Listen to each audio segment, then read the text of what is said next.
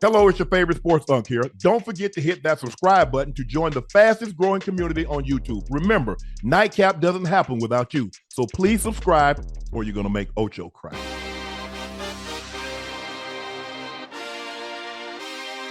All right, we got a very special guest. Hey, B-Rob. We got a very special guest. B-Rob, what's up, B-Rob? Joining us today, what up, my dog? 49ers running back Brian Robinson Jr. My dog. How you doing, bro?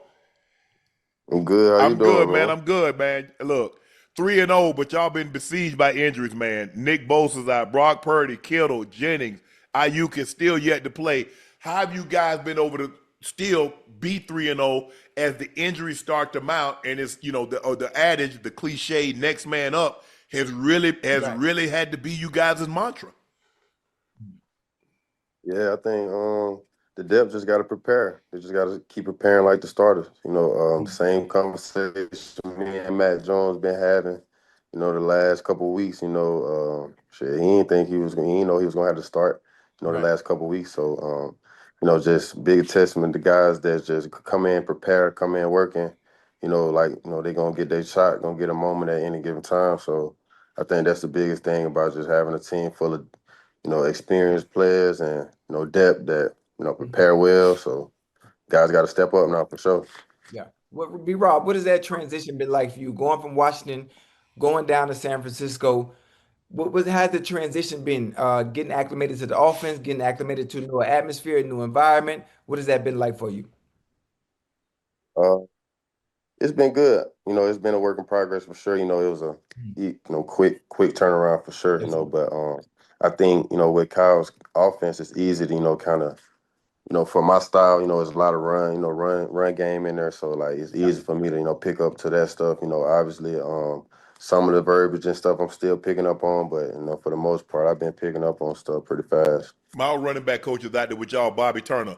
You tell him, hey, say, man, I was on with Unc last night. Bobby T, he told me to tell you what's up. Okay, I'm gonna for sure let him know tomorrow. I'm gonna let him know. What's been Kyle's message to you guys?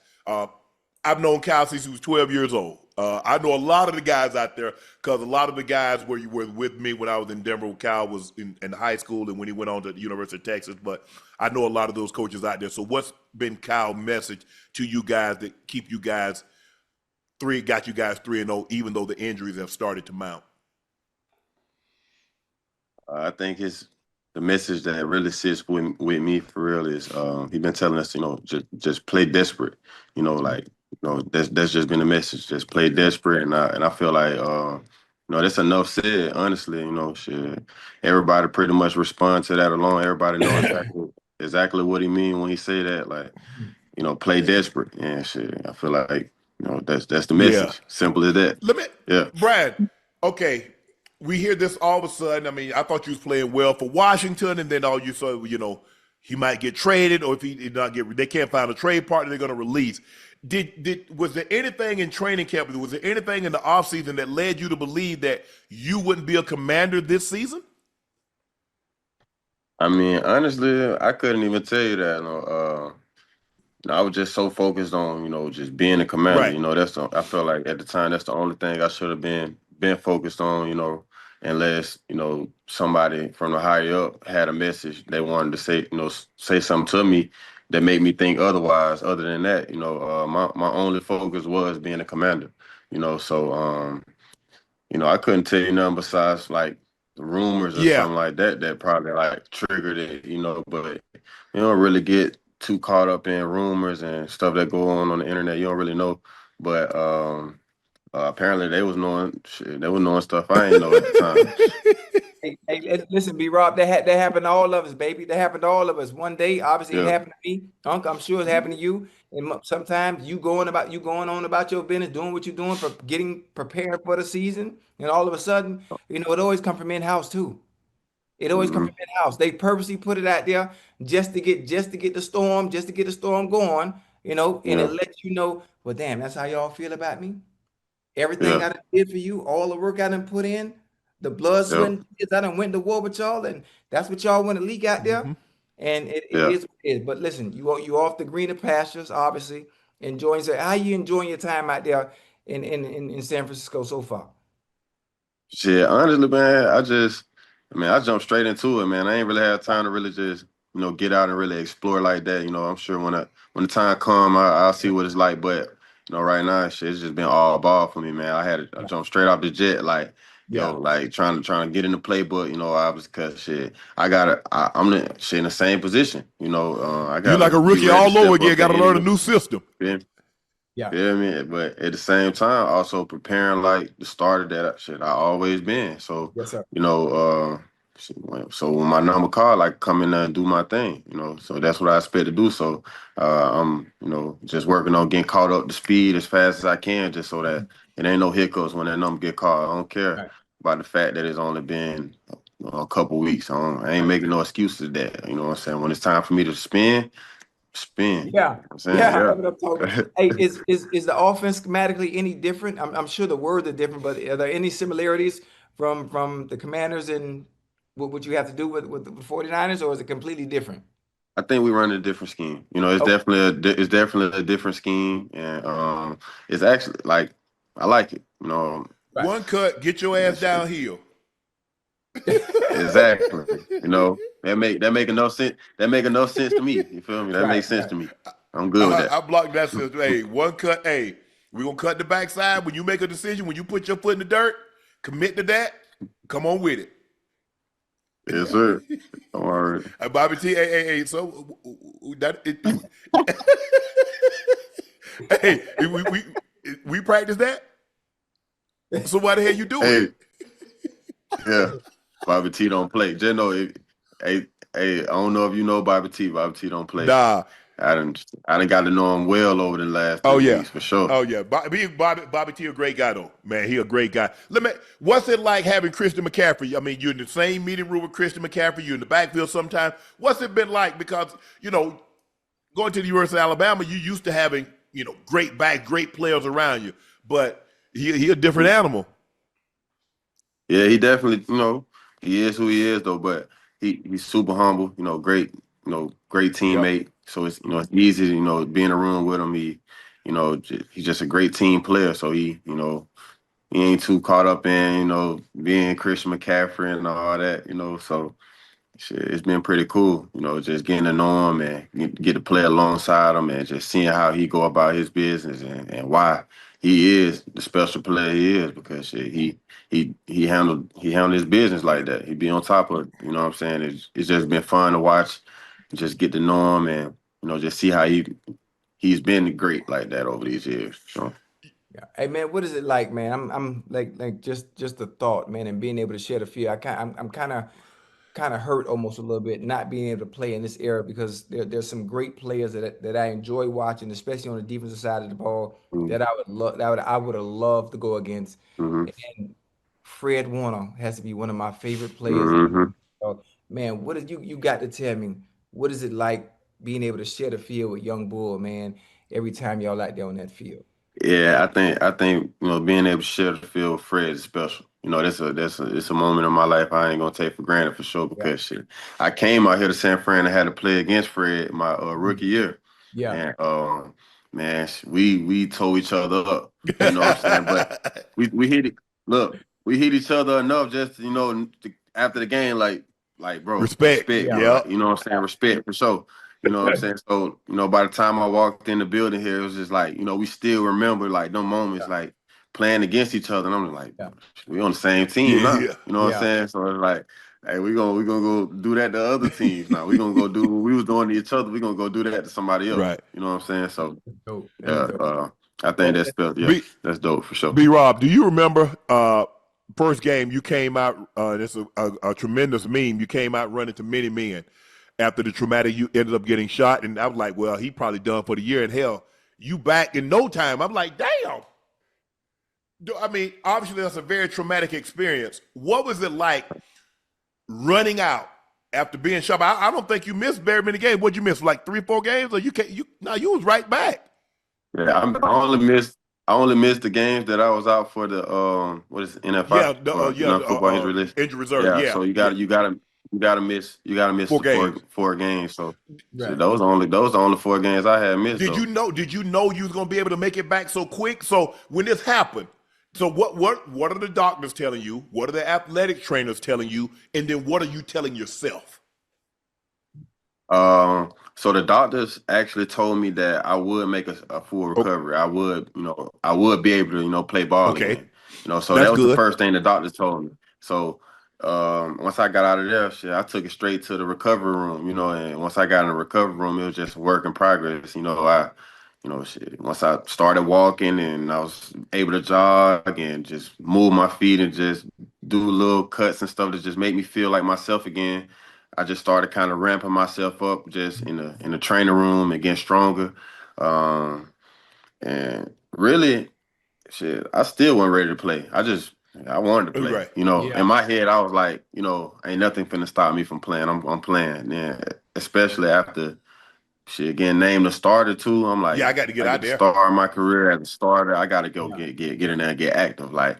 And shit, I wasn't even close to healed and healthy Damn. when I even touched the field. Anyway, not even close. Not by a long shot. Right. By a long shot. That's right. I ran on one leg. I ran on one leg for 2 years for sure. Damn. Like no doubt. But when I finally came back, this was the thing that this was the decision making time. After had sat out for the first 4 games and I was able to come back. Rivera was my head coach at the time. Coach Rivera, he came in the locker room. He came to me. He was just like, "Yo, totally up you."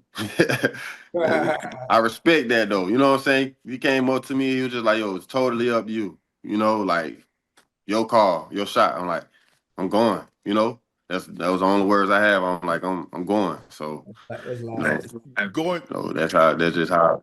going through this traumatic experience, have you had to move differently? Have you surrounded yourself with different people? Make sure you stay out of certain areas. So how has that impacted the way you move day to day now? Honestly, I've always been the type that move precisely. I always had that precision in my movements. So it was actually kind of shocking how that even It happened. drew up on me. I didn't realize that the city was just that bad. I didn't know it was that terrible out Right. there. I was just calmly stopping through. Yeah. I didn't know it was that terrible. To where Right. I had to really, just be all the way on Got to stay edge on for your sure. sixes. And Got to stay on then your P's and Q's. then yeah, like I really wasn't even on that type of time at the time. And most shit, like that's just how I naturally move anyway. So Right. I kind of let my guards down for a minute down after just getting the rules and stuff from the NFL security of our team. They was just telling us like how the gun laws and stuff like that is down there. So I'm like, all right, I ain't no guns. Guns down, I ain't gonna worry about the gun. Feel me? So Man, please. so my mindset was just kind of like I kind of like I slept on them for just a Right. little. I kind of slept on them, you know what I'm saying? And shit, it happened just that fast. Damn. Just that little window where I was sleeping at. I took, you know what I'm saying? Yeah. Damn, they ran down on my man. You had the jury, they take anything up off you? Nah, man, I ain't really even have nothing on me, but shit, my wallet and my keys. But there was they was more shocked as they was just as shocked as I was. So it was just Right. kind of like we was at a like little Right. standoff, and um, I ain't give them nothing, but it was I just ain't really have time Right. to. Shit was It just happened happening so so quick. fast. I ain't had time to do nothing for real. But what I did, but like I said, you never know what you're gonna do until you get in a situation. Like I learned something about myself that day. Right. You I'm glad you're good though. I'm glad you're good, man. By the grace of God, man, to be able to continue doing what I'm sure was your childhood dream, and that's playing the game of football, bro. you're from Tuscaloosa. Um, were there any? Did you consider going to any other school other than Alabama? No, not really. I ain't even gonna lie to you, bro. It was always Bama, bro. It was always Bama, and I even tried to go out and visit other schools, and it just wasn't Didn't even Bama, seem And right. what really it almost got a little rowdy as right before like it was time for me to go and sign the school. Kirby had got the head coaching job at Right. Georgia after being at Alabama for all those years, and he was part of my recruiting process as well. So, he kind of went and got that job at Georgia, and he was just like, "Come on." I'm like, I went over there, checked him out. Me and my family went over there, and, sat down with him. He made it real interesting. He made it interesting. He finally had made my recruiting process interesting because at that point I hadn't been paying attention to nobody. Right. Then Kirby had got that job. He made it interesting for a short second, and I was just like, nah, bro, can't do it. Can't do it. That's dope. That's dope. Give me your top 5 Alabama running backs. Off the top like that. All right, but I gotta go back a few years because my first running back that I actually paid attention to, just growing up in Tuscaloosa was Glenn Coffey. Okay. So I'm gonna throw him in there. I'm gonna let Glenn slide. And then I'm gonna let Mark Ingram get in there. Mark.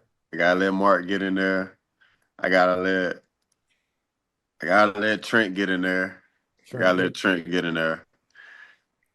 I gotta let Josh get in there. You ain't got but one more spot? Not including myself. I'm not including myself, but I'm gonna put Derek in there too. You got Damn, you throwing Derek in there as an afterthought, huh? Damn. But no, it ain't. He ain't last. It ain't really no order. Everybody doing their thing. Right. It ain't no order when you putting the Bama backs together. It really ain't no order. You know what I'm saying? I don't know. Like it really ain't no order. Obviously you can put them in your own order. You know what I'm saying? Right.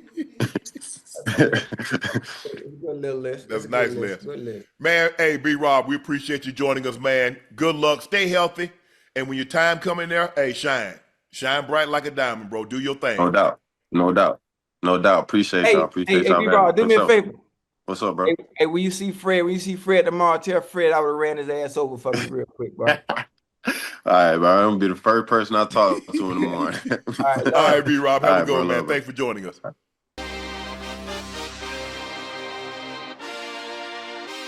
That's tough. That's real tough. Hey, Josh. Yo. Well, hey, let me tell you something real quick before we start the show, right? I know before we get serious, I just want to let you know, boy, I would have ran you over, boy. Nah, you got me, man. Hey, come on now. No, I'm serious. Come on now. All right, let's welcome to the show Viking safety Josh Metellus. Vikings right now, you're third in takeaways, third in passing defense, fourth in pass differential, sixth in total defense. What was it like out there? Because it happened in a flurry. You get a pick six, you get a strip, a scoop and score, and you guys were just taking the ball away, and the offense would go right out there and put 7 on the board. It seemed like, damn, I don't know if you've ever been a part of something as a part of the defense is concerned, that where you took the ball away and it looked so easy, so effortless doing it. Nah, I've never been a part of nothing like that. Like that was crazy. You talk about complimentary football, like that was all of that, and within like two series, yes. It was crazy. Like it was back-to-back plays, and it almost felt like practice. Like watching it, like how in practice. Whoa. Don't talk about my team like that, man. Come on. I'm about to just explain. Let me explain it. You know how in practice, when coach is telling you to do something, you doing the individuals, you know, you practicing and walkthrough, and then now it's practice and you doing the same. You know what's coming. You're able to do things you ain't able to do if you don't know what's coming. Right. And we were making plays, especially Isaiah Rodgers, obviously the man of the hour. He was making plays that it was just like, dang, like you don't see plays like that unless it's practice. Like I'm surprised like he getting this off on a NFL Sunday, but nah, man, that's the kind of defense we play, man. You never know who it's gonna be, but the way we play defense and the way we cause havoc, anybody bound to have a day like that on this defense. What? Hey, listen. Go ahead, Ocho. I was gonna say, listen. I watched that game. I was hurt, Josh. I'm not even I was hurt. I knew Burrow was out. So I felt good. I felt good about Browning coming in because he's been in before when Burrow went down, and he did pretty well. But obviously, what you guys were able to do defensively, forget the offense. I want to talk about the defense because about you, Isaiah Rodgers, that front end, man. You guys were all over the place and actually dominated the game for all 4 quarters. I thought at some point, I don't even know why I had to believe that we even had a chance to win. But what you guys showed the other night with Brian Flores, his creativity and what he does exotically defensively and having the personnel to be able to do some of the things he wants to do, man, it was a beautiful sight to see. A beautiful sight to see. Yeah, man. When you can put it all together like that, especially on game day, Yeah. we talk about it. We preach it every week, and for us to come and do that, especially after a loss in the way, we gave up 200 rushing yards a week before, and that's not the way we play defense in Minnesota. So, for us to come back a week of practice, going hard, head down, grinding, and for us to come out Sunday and put that out there for everybody to watch, and that's on tape now, for the rest of the season, it was special. Yeah. We mentioned, I think you guys had 5 turnovers at the half. Isaiah Rodgers, he get a long pick 6, and then he gets a punch out, scoop and score, and then he gets it, and it's like another punch out, and it seems like this is just happening back to back to back, and you're about looking like, damn boy, what did you have to eat for breakfast? Yeah, it's crazy too. I walked up to him after one of his plays. I think it was after the forced fumble, and he picked that up and scored. And I grabbed his hands. I said, "Whatever you got, let me get some of that." And hey, lo and behold, the Lord blessed me with a pick. That ball came right in my lap. I said, "Okay, he really has something. I don't know what he had and what his routine was last week, but I've been close to his hip this week. I'm gonna do the same. I'm trying to do the same thing." Obviously, you guys go to Dublin. You play the Steelers in Ireland. You excited about? I mean, you know anything about Ireland other than it's in the UK? I mean, but have you ever been to Ireland? Are you excited about playing in Ireland? No, we've done the London thing a couple times, but I've never been to Ireland. Don't know too much about the culture. I know a little bit, but for me, it's gonna be a first. Something that I did want to experience sometime in my life, just traveling and exploring the world. But yeah, it's gonna be a unique experience. Yeah, I'm packing up. Just finished doing a little bit of that, man. We head out tomorrow. It's crazy, man. So you got to get used to that time difference, and we actually playing two games overseas back to back. So y'all staying over there, right? We staying over there. We head to London on Monday, so it's gonna be crazy. It's gonna be crazy. It's gonna be dope. I mean, obviously, I've been to Ireland many times to watch soccer matches, so I'm not sure how much free time you guys do have. Obviously, you going that far, but when you go somewhere that far, you obviously want to get out and at least venture out, some experience the culture. I'm not sure how much leeway and leash coach giving you guys. We'll get a little bit. We'll get a little bit. Okay. You gonna like it. You're gonna like it. I can't say it right now on the show on some of the things that you can enjoy and do, but I'm gonna text you. I'm gonna text you. Bet. Well, I mean, since you're going to Ireland, you can't have a pint, so you can't do that. So that's all. I don't know how much you're gonna get an opportunity to do in Ireland, but you probably get something to do in London because you guys get, you leave on Monday. Yeah. Tuesday is your off day, so that probably be the day that you get an opportunity to go see Big Ben or really, you get an opportunity to get around the city, to take in some of that. JJ goes down. Obviously he had a great game 1. He didn't play well the first half, but then he comes out, plays like gangbusters in the second half against Chicago, and you guys win that ball game. The second game didn't go quite so well. He gets nicked. In comes Carson Wentz. How gratifying is it to have a veteran that has won a lot of games in this league, played for a number of years, and you know what? We've got to play at our level. Let's make it easy on him. If we can get an opportunity to get our hands on some balls, let's take the football away. Let's get a couple scoop and score. Let's get a pick 6. Let's do something to make it easy for our team. But you got a veteran guy. What was it like watching what he was able to do with the opportunities that you guys presented him? Yeah, man, it was nice, man. As a defense, when you can, you can help out the offense, and you can play complementary football, and you get a vet in there that understands, time of possession, and just understands how to work the NFL game and the ebbs and flows of a football game. It allows you to play with a different kind of hunger and calmness on defense. Obviously, we knew we had to step up, and we know we're going to have to step up moving forward. Just understanding, we got a backup quarterback in now, and we still have a young quarterback when JJ does get back healthy. The defense is going to have to step up big, but to see Carson Wentz come in, man, and just instantly, click back to, his prime, it was special. You get Jordan Addison back this week. So now, hey, people are gonna have to pay. Hey, 3-3. all of a sudden, you can't double and triple a 3-3. Jetta. Now you got to pay attention because Addison, hey, a burner can make plays, catch after running catch, get deep. What's it gonna be like to get this addition back to your offense? Man, is that's a one-on-one guy, man. He's a big play, explosive. I mean, you talk about having two number one wide receivers on your team and being able to use what they do well at a high clip. It's crazy, man. KO, when he has both of them at his hand, he can do whatever, man. So definitely, you talk about having a quarterback, a young quarterback, or a backup veteran quarterback.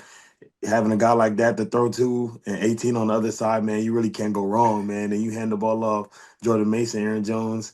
Hey, man, that look like a winning offense to me. Let me ask you this, bro. How long you been? How many years you been in the league? This year, 6. So you're the right person to ask. 6 years in the league. Give me your 5 toughest defenders that you've had to face, that your defense have had to face. Receivers, excuse me. Ooh. Receivers. Receivers? Yes. Ooh, 5 toughest. I would say Jamar Chase has been up there just because the attention you gotta have. Better know where he's at. Yeah, because he one play and he could change the whole game. Amon-Ra St. Brown, from the Lions, we see him twice a year. Great scheme, but he got great. He a great player too. In and out of the breaks, man. Damn. Yeah, I'm about to say he very efficient. Yeah. He getting in and out. He getting in and out, man. And he do a lot of the dirty work too. Puka at the Rams, man. We played him twice last year. He was giving us work. I ain't gonna lie.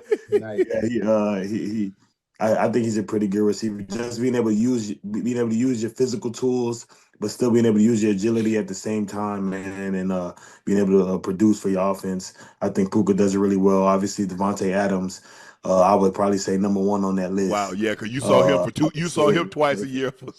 Yeah, coming into the league, he gave my first touchdown. He was talking cash after. I was like, yeah, I should have never messed with him. But I would say number 1 on that list right now. Obviously, besides the guy I go against every day in practice, is definitely Devontae Adams. Okay. Yeah, Jetta's he a different breed, man. I done seen him do some crazy stuff. Practice, you see a different animal. And that's what I tell people. You think about what they do in the game, you ought to see them in practice. Oh my gosh. You're like, that? Did he just do that? Crazy.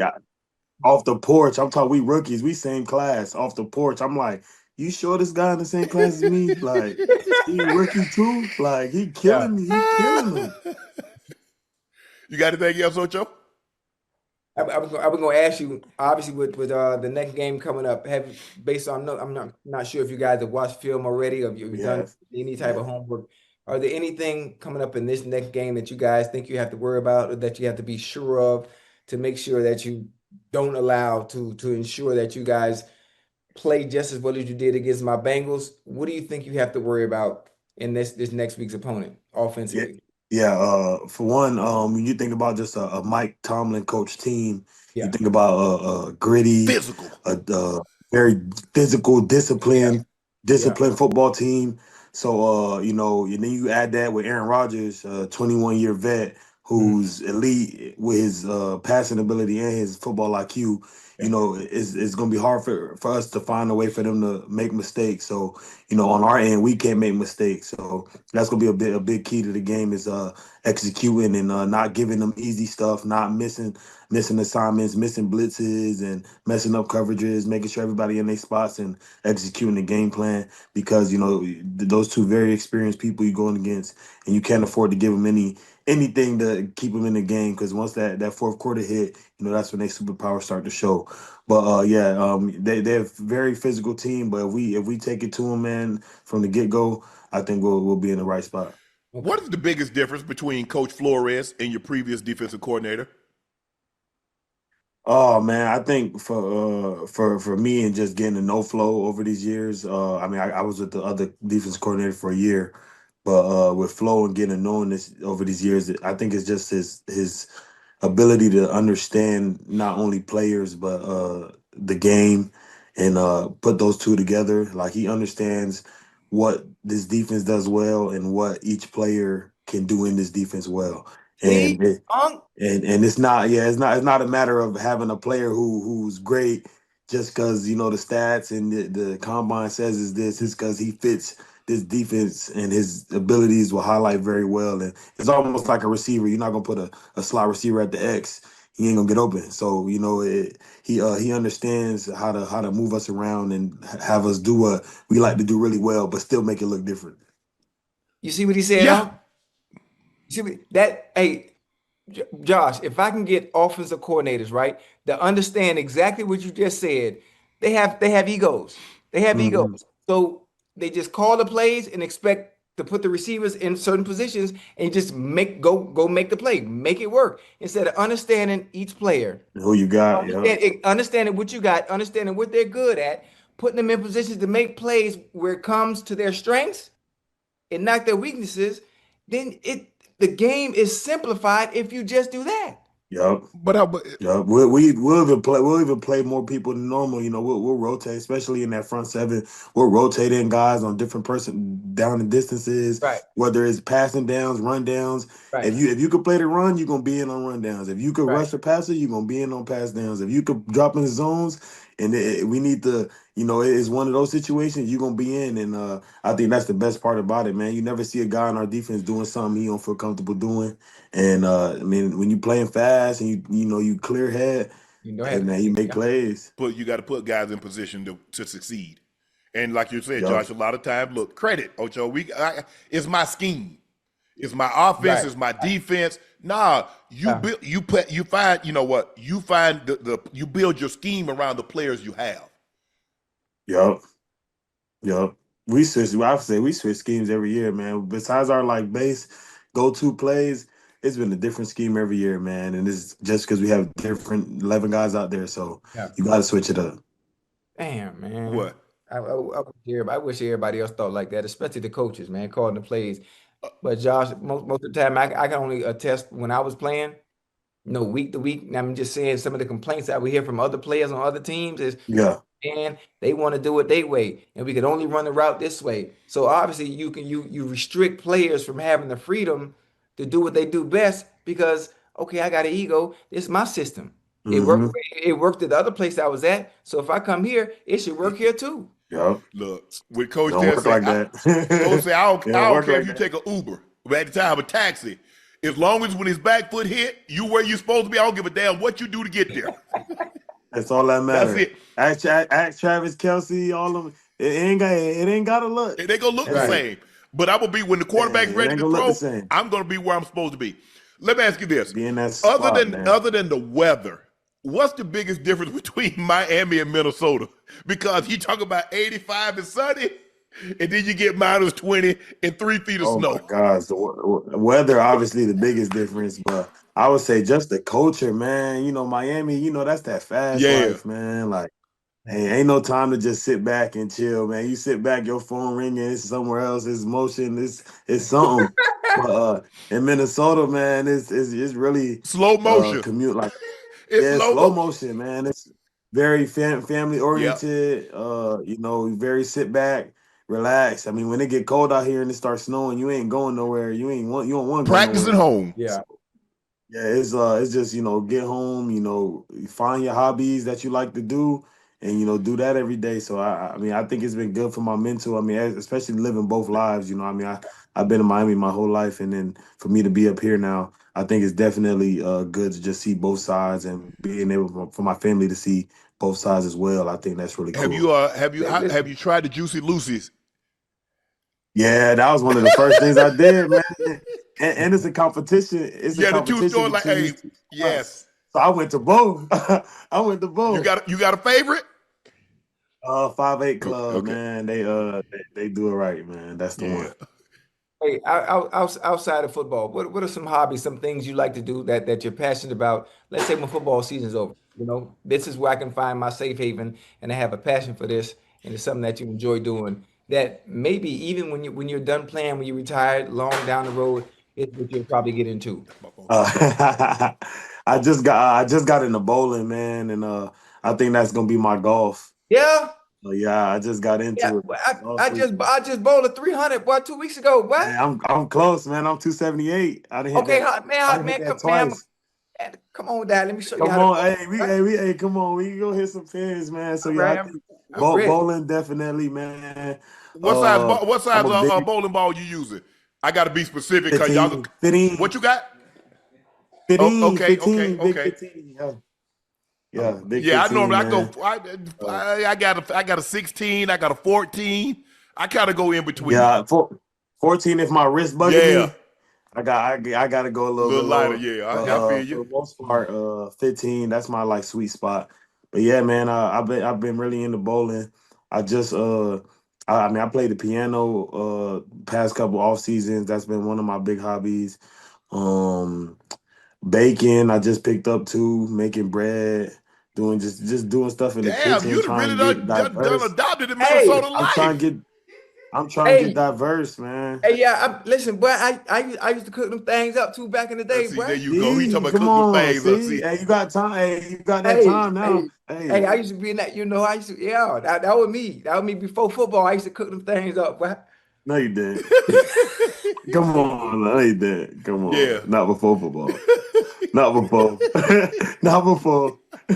Not before. Hey, I'm just saying when you said bake, I like you brought back memories. Yeah, no, nah. Throwing that out there. Yeah, not that. So how long have you been bowling? I would say what now? Probably now like 6 months. Really? Nah, I got good fast though. I ain't gonna lie. Hell yeah. That's how I know. That's how I know. That's how I know it's gonna stick. Cause like you know when you touch something, you like, oh yeah, this me. Hell, I only bowled 200 a couple times. I only bowled. I think my best is like 215, 221, something like that. I'm like 180 to 202, something like that. That's that for me. You garbage, boy. If I don't get 200, that's a bad day. Damn. Yeah. Well, that's what it make you feel day. bad, bro. I apprate that. Nah, hey, but hey, you got other hobbies. I'm sure you made me. You feel me? You made me look bad. I got no. Hey, work is my hobby now, Josh. I ain't gonna even hold you. That's it. Hey, you do a good job. I appreciate that, man. I appreciate that. Me and Ocho, we try to get it in, man. We try to get it in. Man, I appreciate what y'all doing, man. Especially for the game, man, and not even just for the game, man. Just for men in general. Just setting standards. Being the face. Being able to just show yourself and be yourself no matter what's going on in the world and in your life. So I appreciate y'all. Man, it's been fun talking to y'all, man. To be honest, I can't believe I'm talking to y'all right now. That's crazy. Late night, Nightcap, talking to two goats. That's I appreciate crazy. that, man. We appreciate you taking time out of your schedule to come on with us, man. Stay healthy. Good luck the rest of the season. Hey, keep playing that way, man. Hey, Pro Bowl might be calling. Yeah. All Pro might be calling, man. Keep it going. That's the goal, man. That's the goal. Anything to help the team win. Hey, if I'm playing good, I gotta help. Winning definitely helps. I can assure you of that. Winning definitely helps. Appreciate it, man. Stay healthy, man, and good luck down the rest of the way. All right, boy.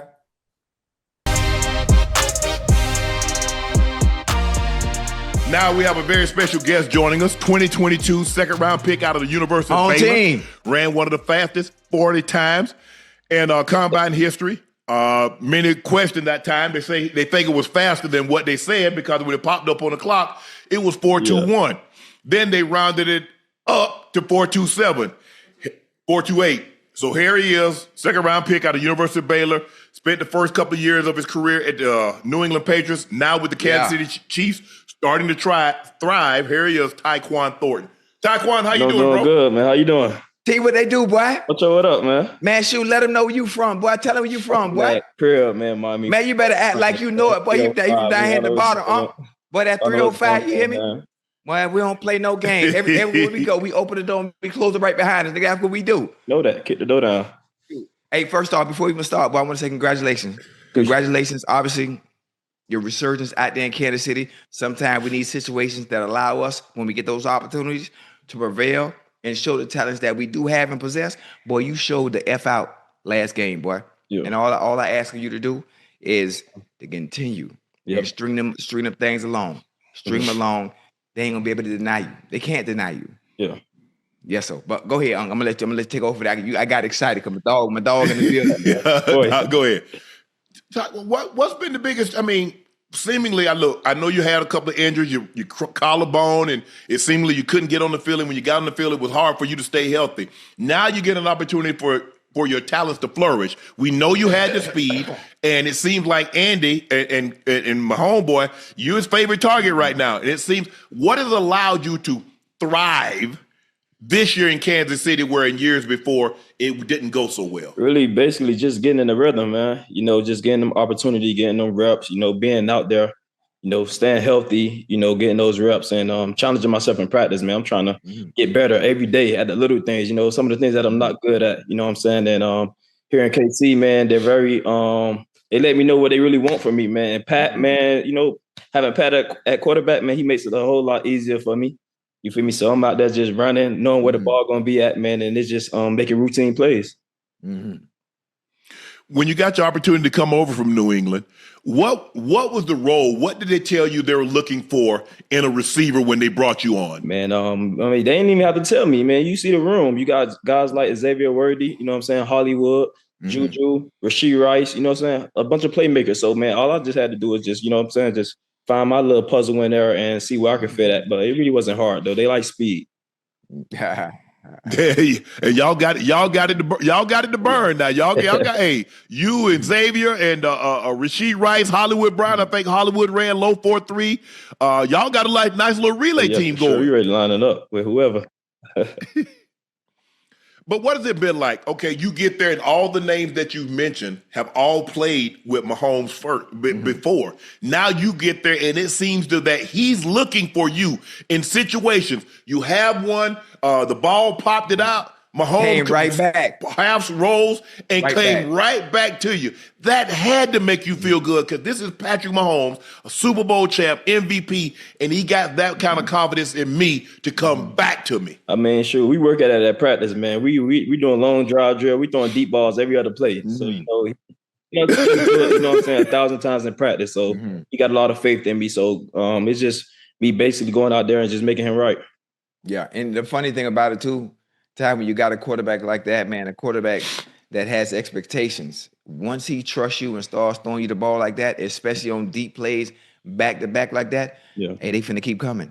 They finna keep coming. And the funny thing about it is you always got to be on point and always got to be alert and understanding, regardless of what the situation is or what's going on or what the read may be, he might come to you just because in his mind, well, hell, the last time I needed to play, I knew I could count on 8-0. For sure. And just subconsciously, he gonna come back to you again. So, man, dude, I'm happy for you. You're in a great situation because the conversation that people continue to have about the Kansas City Chiefs week in and week out is the struggles at the receiver position. And the only thing they talk about now is you and your emergence of now being one of those that can help them win games. And I just want you to stay on that track. And once you open that door, all you got to do is close it behind you. Yeah. That's all you got to do is close it behind you. But go ahead, go ahead. Look, you guys started 0-2 late. You had an opportunity. It seemed like you was going to win the game against Philly, and you win the game again. You played the Chargers, and now you go to New York. And do you feel this was the game that's going to get you guys back on track? Because Seattle, we're not used to seeing Kansas City start the season 0-2. We always like, hey, this is the first time that in a long time Kansas City not really favored to get to the Super Bowl, win the division. They're not favored to win the AFC. You hear all the talk. How have you been able to block How have you guys been able to block the noise out, focus on what you can control, and then go win this game last Sunday? Man, just going in there and just going to play KC football, man. Just letting it loose, having fun, showing our personality. I know the offense, we kind of got off to a little slow start. But just going out there and just keep on punching at it, you know what I'm saying? And we know what we can do, man. We got the players in the room, man. We got the coaching staff, man. We all just believe, and we came out that second half just to, finish off and come out with a win for sure. Yeah.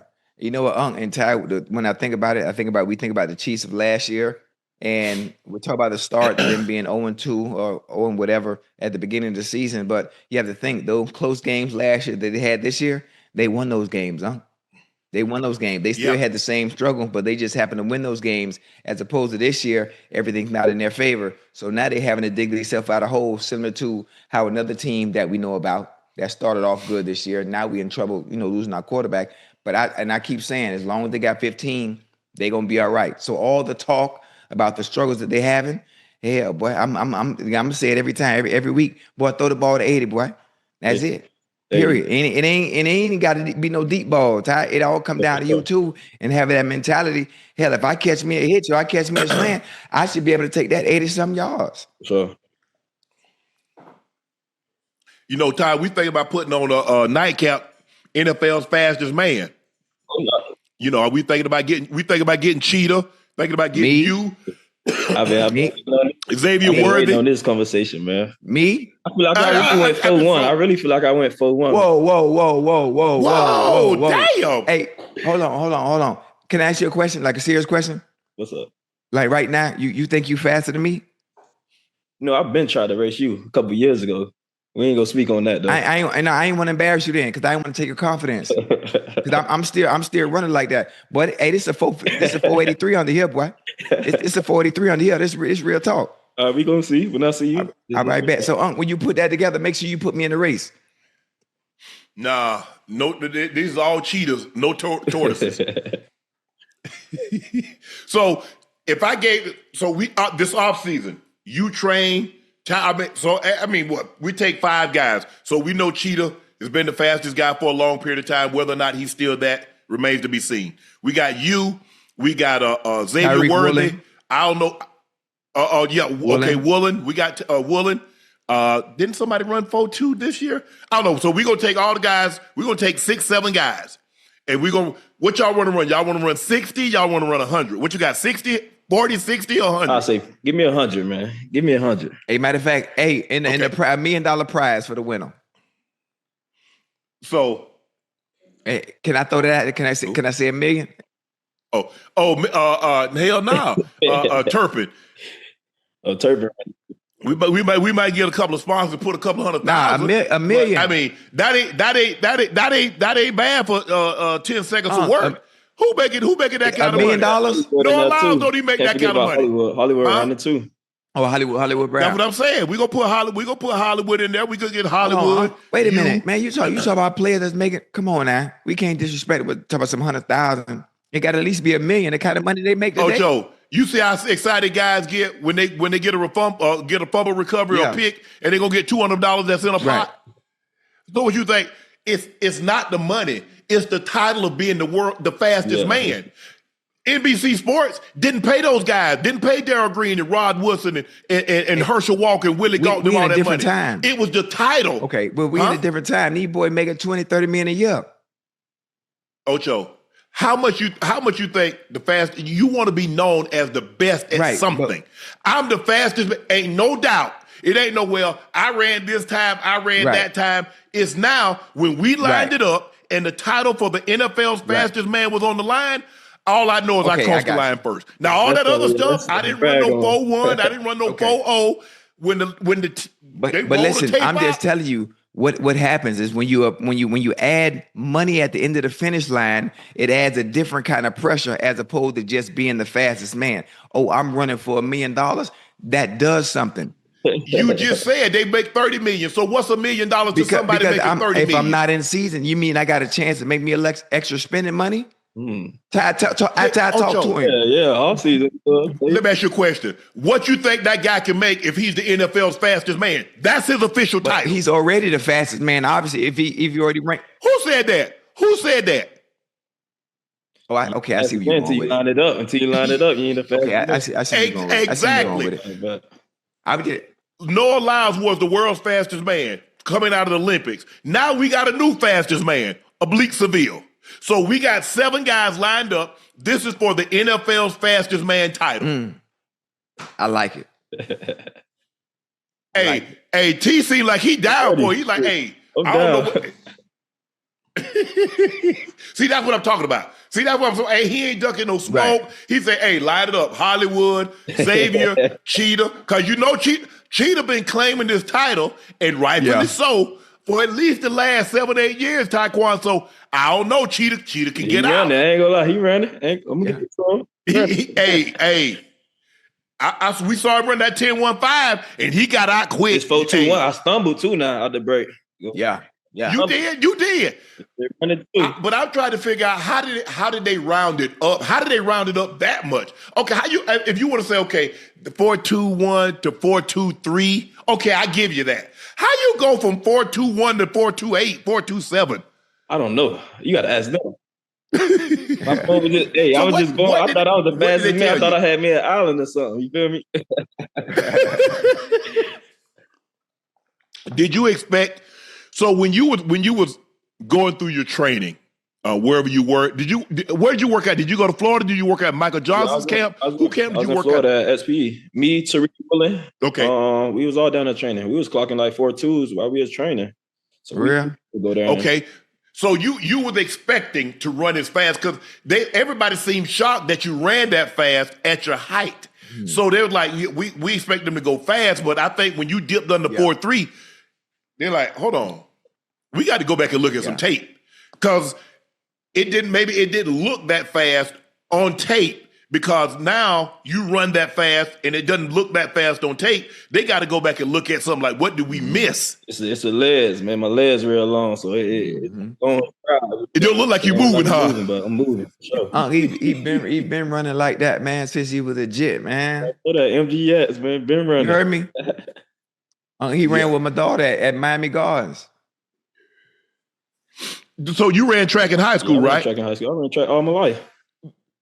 So what was your 100 and 200? What was your best 100, best 200? My best 200, I would say was, I don't know, 20-point high though. It was high, 20-point high. Yeah. 100, I didn't really get fast at the 100. Like my start got faster when I was in college. Like my junior year, got a little stronger at Baylor. I got stronger. Yeah. When Big Valora them came with David Ronda, we started doing like the lifting and stuff like that. Yeah, that power clean. That's when I really got that burst. Because like at first, the 100, I was really like, I was more like a 400 runner. The 400 was my race. I'm a quarter horse. You feel me? So that's why I'm able to run them deep balls back to back to back. You got, when you go look, you guys win the game on Sunday, but it doesn't get any easier because you got a big game coming up again with the Baltimore Ravens, and you know what those guys represent. And they lost the other night. And it wasn't like a close game. The score might say 30-38, but they got beat up. And you know they're going to come in, and you guys seem to have their numbers, especially in the rate. Well, you have the number. I think Lamar's only beaten Patrick Mahomes once. So you guys just started. Y'all play Monday night? No, y'all play Sunday. Monday night or Sunday night? Sunday. So you guys, okay, so it's a regular week. Hey, I know Andy got up at the board and says, hey, we got this team coming in. We know what they represent. They know what we represent. We've played each other a number of times over the years. What's your mindset? What's Tyquan Thornton's mindset going into a game like this? Just be the best version of Tyquan Thornton. Get ready for a fight. You know what I'm saying? Take a punch, give a punch, and keep on going for 4 quarters.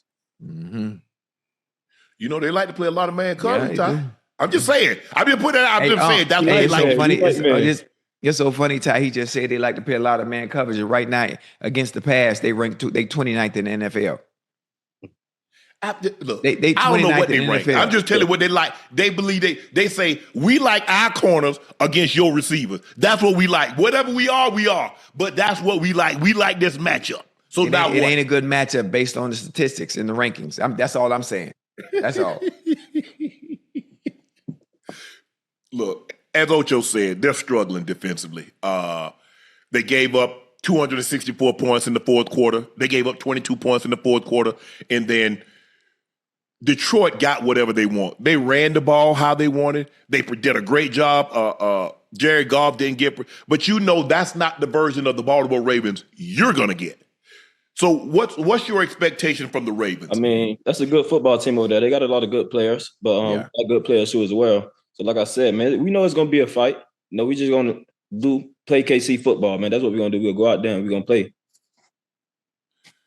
In your brief tenure in the NFL, who are some of the tougher DBs that you've had to go up against? When I was in New England, who I had to face, that was pretty good. Sauce was pretty good when I was out there in New England. Playing against Sauce, seeing him 2 times a year with them long arms. Who else? Have you had to go against Stingley? You had to go against Pat Surtain? Have you had to go against? No, I don't think I really went against Pat like that. You know, I grew up playing against Pat, but I ain't really I ain't seen him in the league yet. But Stingley, I didn't see Stingley. So I'll say Sauce. Sauce was probably the only one that yeah. I like it. Yeah, man. You know, I'm looking at this. I'm looking at it now. You theoretically was supposed to be the fastest guy because John Ross ran 4.22 and you had 4.21. So you feel like, oh, I got this. I had put my shades on and I was like, yo. You hear me? They played with us, man. So had the 4.21 stuck, would you have run another 40? Actually, I did. So when they told me I had 4.21, I put on my shades. That was it. Oh, okay. Yeah. It wasn't nothing else to do. I like, bro, the speed there. Y'all don't need to see nothing else. See me at Pro Day. So what'd you run? Did you run on your Pro Day? I just ran routes. You say y'all don't saw enough of this speed. I don't need to show y'all nothing. Y'all get greedy. So what was your vertical? What was your step? Because normally when somebody runs that fast, when you run that fast, you're explosive. You got a high vertical, you got a high standing long jump. So were you 10 and a half, 11 feet standing long jump? Were you 38, 40 on the vert? I ain't gonna lie, man. That's a minute ago. I don't remember none of them numbers. Yeah, sure. I remember, bro, I don't remember none of them numbers. You 26. I remember my stuff. I jumped like a 45, I think 44, 45 inch vertical. To be honest, the whole time I was training, I was really just worrying about that 40. I'm trying to get that. Yeah, really? To get that record. But I think I jumped good though. I think I ain't jumped bad. I think I jumped good. So you knew the record was 4.22, and so all you guys were down there training, pushing each other like, hey, somebody from this group need to get that record. I'd nominate me. It was me, Tariq Woolen, Kalen Barnes. He was the him and Woolen was like the two fastest DBs. We was working. Yeah. Hey, Kalen Barnes fast like that? Yeah, he fast. He country fast. He from yeah. I think he run sub 4. Didn't he run sub 4.3? He went 4.25. Ooh, woo. Man, yeah, that's fast for no reason. Damn. I mean, you blink and he gone. Well, Tyquan, thanks for joining us, man. We really appreciate it. Congratulations on success. Continue to build on what you got going on. Don't let up. This is just a start. Yeah. This is what they envisioned when they took you in the second round. The type of player that you are right now, the type of player that you're becoming, this is what those teams envisioned when they saw you at the Combine and they saw you at the University of Baylor. So continue success, stay healthy, and come back and talk to us down the road. Appreciate y'all, man. Yeah, hey, boy, get it. Appreciate you, man. Boys here Sunday, boy. Sure, love. All right, appreciate you.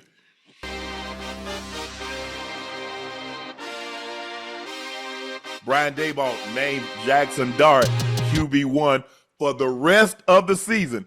Here's what Daboll had to say earlier today on the decision. So in terms of the quarterback situation, I met both with Russ yesterday and Jaxson privately, and Russ was nothing but a pro, which I would expect him to be. It's my decision. I'm going with Jaxson. We're going to get him ready to play this week and the remainder of the season. He's going to do everything he can. Russ will be the backup. The conversations that I've had with these young men will be private. The details will be private. All I can tell you is we're going with Jaxson, and we're getting ready to play. So I'm not going to add too much to it. Those are private conversations. It's my decision, and we're going with Jaxson. Ocho, are we going to go ahead and hit Russ's? Okay. Okay, here's what Russ had to say about the demotion. Yeah. Let me hear that. Let me hear my dog. I think that for me, just staying ready, knowing what I'm capable of. Like I said, life is about response. I can control two things, and that's my attitude and my gratitude. And, I think the other thing I can control is my work ethic and my preparation to be ready when my name's called again, because I know what I can do, and I know, I'm going to do it again. So that's what I'm excited about. Now, Chad, I ain't gonna rage bait. I ain't gonna do no kind of baiting. But when I told you guys what was gonna happen, you don't know what you're talking about. They got even my co-host. The man been with me for 2 years. We've been through thick and thin. I said, Ocho, I say, look at the way the man playing. Now I'm telling you what's gonna happen. I say over under 8 weeks. I said, Russ is going to start. Jaxson Dart is going to be the backup, and then Jameis will be the third string quarterback. Nah. Everybody was agreeing with you, Ocho. I said, Ocho, I can see the way this thing playing out because they drafted this guy. And at the end of the day, the one guy that can save my job is not Russ. It's not Jameis Winston. Who's the one guy that can save Brian Daboll's job, Ocho? Did you hear what you just said? I love that you went that route. Who's the one guy that can save my job? The guy that I wanted, the guy that I drafted. But you throw a rookie quarterback out there, right? In the middle of the season, in the worst part of the season for them schedule-wise, based on the opponents that they have to play, what happens when he doesn't play well? But here's what happens when things don't play well? What happens if you stick to your guns and you say, once you make this decision, Unc, you can't turn back and go. He said he's the quarterback for the rest of the year. For the rest of the year. So you can't unless turn back he gets and go. injured. You're absolutely correct. And I wouldn't expect them to turn back and go back. But here's the thing, though, Ocho. Even if you lose too many games and Jaxson Dart comes in and plays well, somebody else is going to be coaching him next year anyway. So you've got to go with him. Hey, listen, you was going right where I was going, because I'm gonna say most of the time I'm thinking as a rookie quarterback. And listen, Jaxson Dart, he showed flashes of brilliance, obviously in the preseason. But again, that's preseason. You know how the defenses are very, very vanilla. I think if he plays well enough, two things can happen. Either he can play well or he can play bad. If you play bad, the ball you out of there. If he plays well and shows what we've already seen, hell, you still might be fired. True. If Jaxson Dart plays well, I think he's going to bide the ball some time. You might be right. I personally. Now, this is what we know. I think he'll bide some time. We saw he got the job in New York because of how well he worked with Josh Allen. But we see Josh Allen, after he leaves, still go wins an MVP. Okay? Right. He has Indiana Jones. Indiana Jones looks better away from New York than he did in New York. So how much are we to deduce that Daboll might not be the quarterback whisperer that we really thought he was, because Josh Allen is still playing at the MVP level. He's the MVP front runner as we currently speak. And you look at Indiana Jones, what he's doing with the Colts. So and Ocho, we talked about it Sunday. I said, Ocho, if it's me, I'm going to start him against the Chargers at home. I'm not going to start him on the road in a hostile environment. I'm going to start him because at least it will buy them some time. But I'm starting him Sunday. I said I'll start him Sunday against the Chargers, and then I'm gonna go from there. But I knew this was gonna come sooner rather than later, just based on it's never just one guy's fault. You can't make 22 changes, Ocho. You can make what's the one change that I think can significantly impact the game. They believe it's the quarterback position. Now, the offensive line is going to have to play better. Everybody's going to have to play better, pick up their play. There are some mistakes that was made on Russ, and I think him throwing the ball out of the end zone on fourth down didn't do himself any favors. Throwing a couple of picks, but like you said, Ocho, it's not all on Russ, but the quarterback they get way too much credit and they take way too much blame. Yeah, absolutely. I feel bad for Russ. But this is what happens when you're towards the end of your career and you're going from team to team. Russ is a great guy. He's a professional. He's the ultimate professional at the quarterback position. He's similar to what if you were to have a comparison to Russell Wilson when it comes to a receiver that does everything the right way as a professional. I look at Larry Fitzgerald. When it comes to all the right things, does all the right things.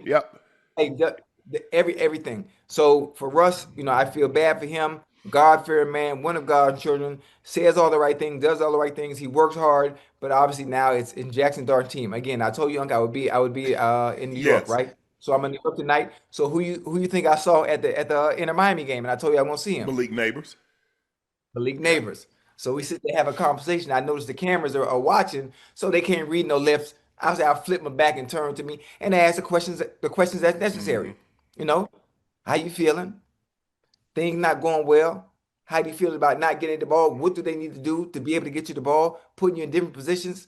And obviously we had a conversation, very lengthy conversation, about 30 minutes, on the field, on the pitch before the game started. And obviously as any receiver feels and wants, I won't say anything verbatim, put me in positions to make the plays. I'm going to make them. That's it. throw me the ball. That's it. It's pretty simple. It's not He's not a asking too complicated philosophy. Nah, that's He's it. not asking too much Put at me in all. positions to make the plays and put the ball in the area and the vicinity. If anywhere I can reach it, I'm gonna catch it. It was simple as that. Simple as that. Obviously, some other things, but I can't disclose those. But that's it. Yeah. That's it. I'm gonna be all right. And then of course, he say, it don't matter who playing quarterback. Right. That don't matter. Not to me. I'm him. Yeah. I got to go do my job. But in order for me to do my job, I need people to put me in position to do my job. Yeah. Yeah. Well, you say, Shannon, I need you to clean the gutters. Well, I'm gonna clean the gutters, but you damn better give me a ladder so I can get my ass up there. You can't tell me to do something, Ocho, and then don't look. If I can win damn near any war, if you give me the artillery to go fight said war, Yes, sir. you want me to go compete? Give me opportunities. Put me in position so I can compete. And that's all he's saying. He's like, look, yeah, who wouldn't want to have a top 5 quarterback? But we know there's 32 teams and every quarterback situation is different. But what makes those guys unique is that their coordinators put them in position. Jerry got put in position. Randy and Chris Carter, then the Marvin Harrison and the Larry Fitzgerald. All the receivers that has these numbers, the Pro Bowls, the All Pros, got put in position. No matter what you think about who's your offensive coordinator, Zeke Brakowski? No. Brakowski. I mean, no. Hugh was for a couple of years, right? Bob Brakowski. Bob Brakowski was Bob Brakowski. So it doesn't matter. It doesn't have to be a Kyle Shanahan or Sean McVay or this or that. No. All you have to do is understand the pieces and move them appropriately. Hey, you notice what you just said? Understand the pieces that you have. Understanding your player's strengths and weaknesses.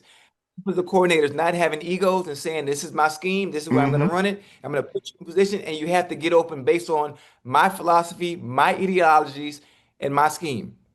The more creative coordinators, whoever the goddamn Lions off the coordinator is, the Andy Reeds, the Kyle Shanahan, well, I know what he's good at. I know what he's not good at. So I'm not going to put him in that position for him to get exposed. Right. Everybody plays receiver, but everybody can't get open the same. Some people you got to stack them. Some people you got to move them. Some people you got to put them in the slot. Some people, it is what it is. See, our job was. Go ahead, make your point. Unless you're one of those tier 1 receivers, where all the what's the word I'm looking for? All the things that the makeup of being a great receiver, they're really good at all of them. Like your Jamar Chases. I see Malik Neighbors as a tier 1 receiver where you don't need much creativity. I can get what I need to get done off the muscle because I'm like that. It's only a few of them too. It ain't a whole handful. Oh, it's only a handful. And I'm not gonna get into that because I don't want to piss nobody off. But I watch film. I think the thing is, Ocho, is that when you look at these guys, is that my job was easy playing for Mike because I know Mike's aggressive. Yeah. So Mike's gonna take chances where unnecessarily, like some coordinators gonna play it strictly by the book. Mike going for the jugular. And I know that he's going to call plays accordingly. So now I can do things accordingly. Look, like I said, quarterbacks get a lot of credit, far too much. They get far too much blame. But I saw this coming. I saw this coming when Jaxson Dart played well, Ocho, and we had our final show after Jaxson Dart played well. I said over/under. I really wanted to say the first quarter. The first 4 games, I was like, Ocho, this kid playing. This kid, unless Russ blows it out of the water, there's no way he was going to be able to hold him off. Well, hell, he blew it out the water the Dallas game. After the Dallas game, I thought, he just bought himself some time. He bought himself at least 3, 4, 5 games. And then after who was that they just played and lost City. to? I mean, it's the Chiefs. It's the Chiefs. But see, people don't look at the Chiefs. If we looked at it, if the 3 years ago Chiefs, I say, okay, you got a point, Ocho. You got a point. Oh, so the struggling Chiefs don't count. Hell nah. Hell nah. And I think the first game they played the Commanders. Look, he bought them. They was hoping. Let me tell you, looking at it from my perspective and having my years of experience.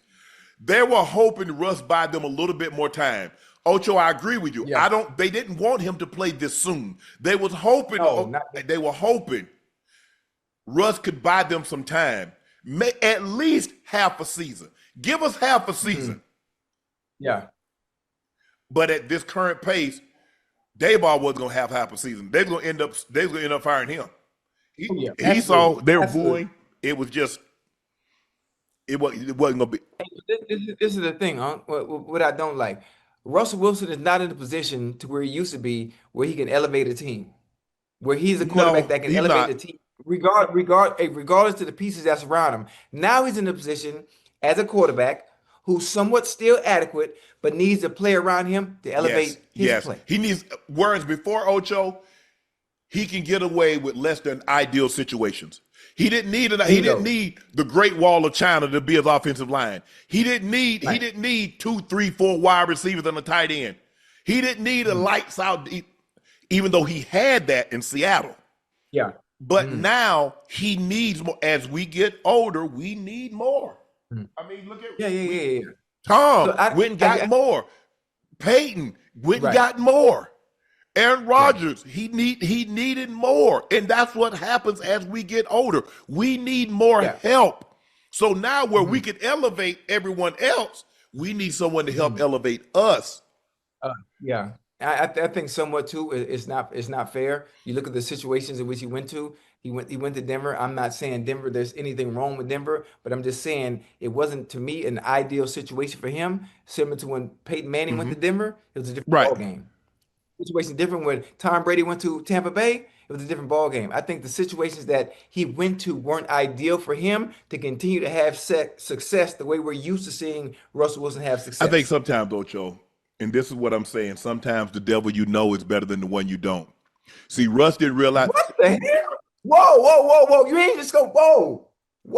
Hold on right there. Stay right there, right? Boy, you cooking. Hold on. I'm using that. Say it again. Sometimes the devil you know is better than the one you don't. See, Russ didn't realize how great of a situation he had in Seattle.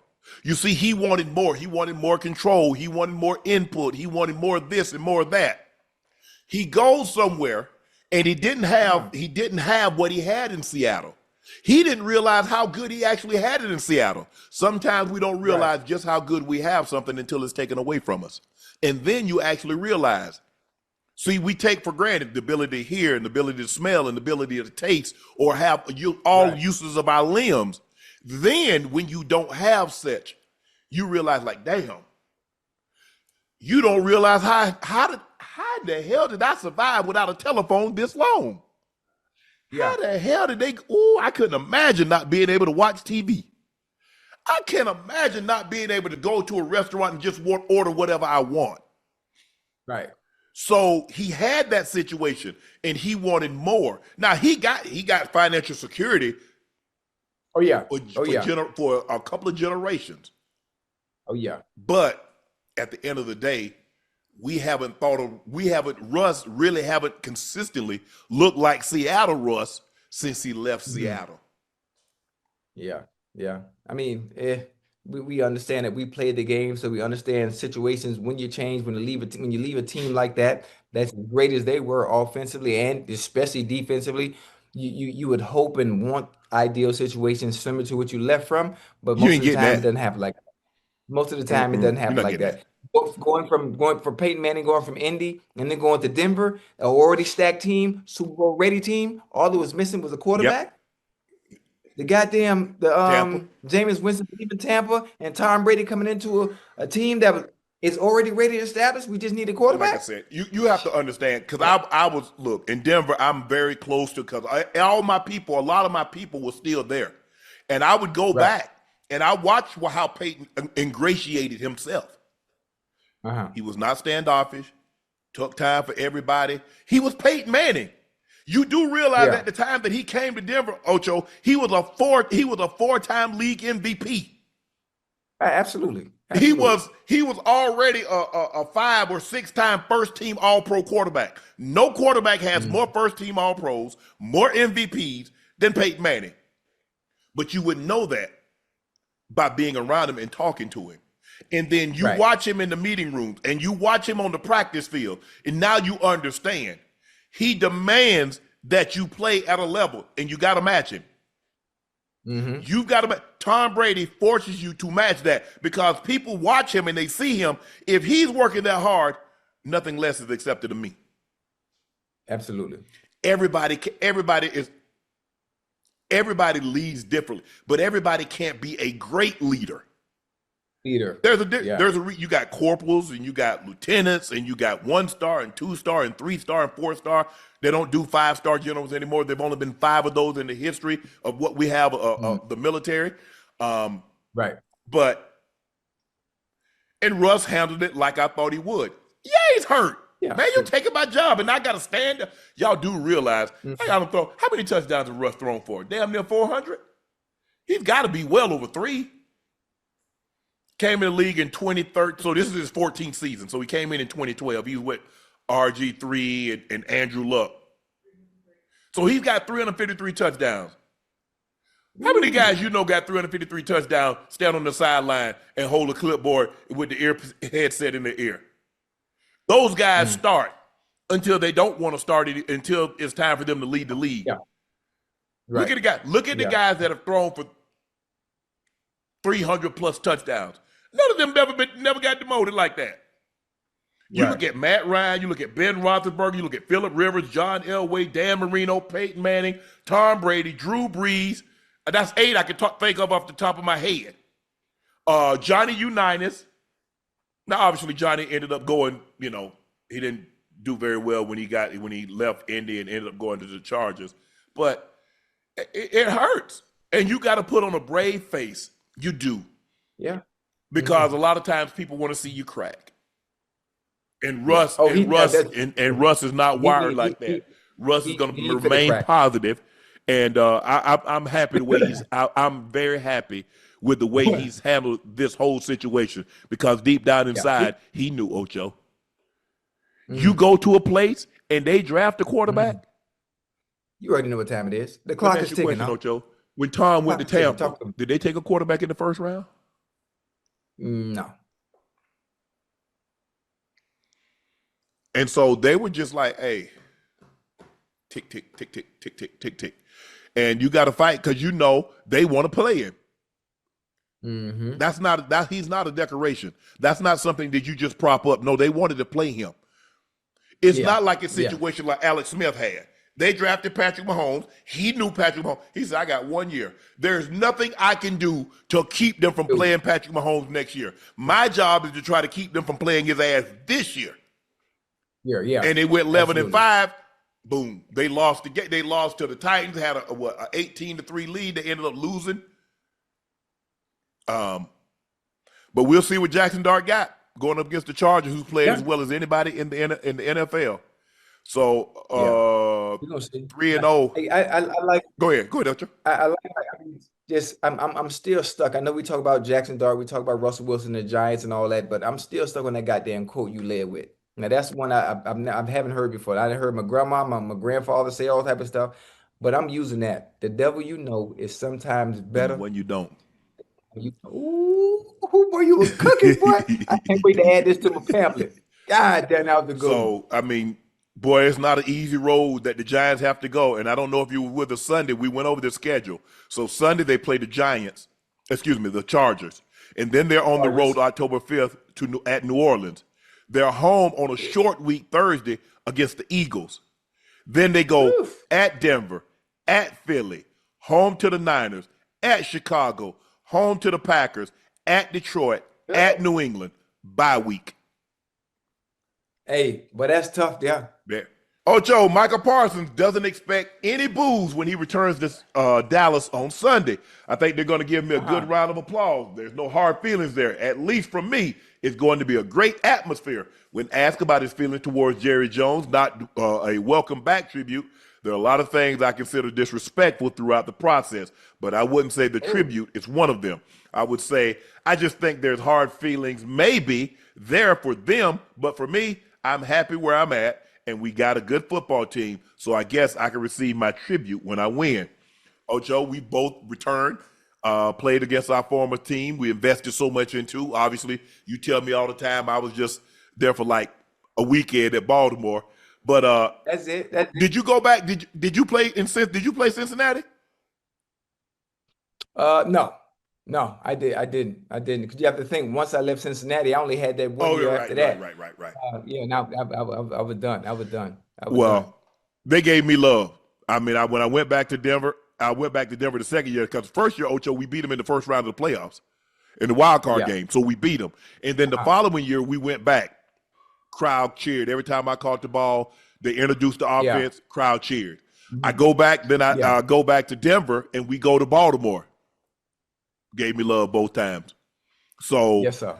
I think the thing is that for me, there was really no hostility one way or another. There's really no protracted contracts and going back and forth, asking for a trade, X, Y, and Z. But I told you when he laid on that table, I said, Ocho, that ain't a good look, though. Yeah. I told you. Yeah. The funny thing back, especially when it comes to the Dallas Cowboys fan base, there's no hostility towards Micah Parsons because, everything was out of his control. Yes. Everything was out of control. So everything that was said in somewhat of almost an unfair way that you don't think an owner would say, he can maybe think it, but actually Jerry Jones is one of the few owners who gets away with saying the things that other owners think, and he said it out loud. He didn't care. So if anything, when he does come back to goddamn Dallas, there's no reason for the fans to boo him at all. If anybody should be booed, it's who. Yeah. For me, I was in Denver for 10 years the first time, Ocho, and come back. Right. And we had won, back-to-back Super Bowls. I was went to 7 consecutive Pro Bowls, all pro and all that stuff, and went to 1 Pro Bowl in Baltimore. But I think the thing is that the fans really appreciated how hard I worked. I didn't complain. I just came to work, showed up, did my job, and I left. I had got along great with my teammates, and I think Micah got along. And look, I don't know the inner and outs of, I don't know, but I just think the thing is the last 2 or 3 months, Ocho, with this contract talk, and look, at the end of the day, those fans, they're Cowboys fans.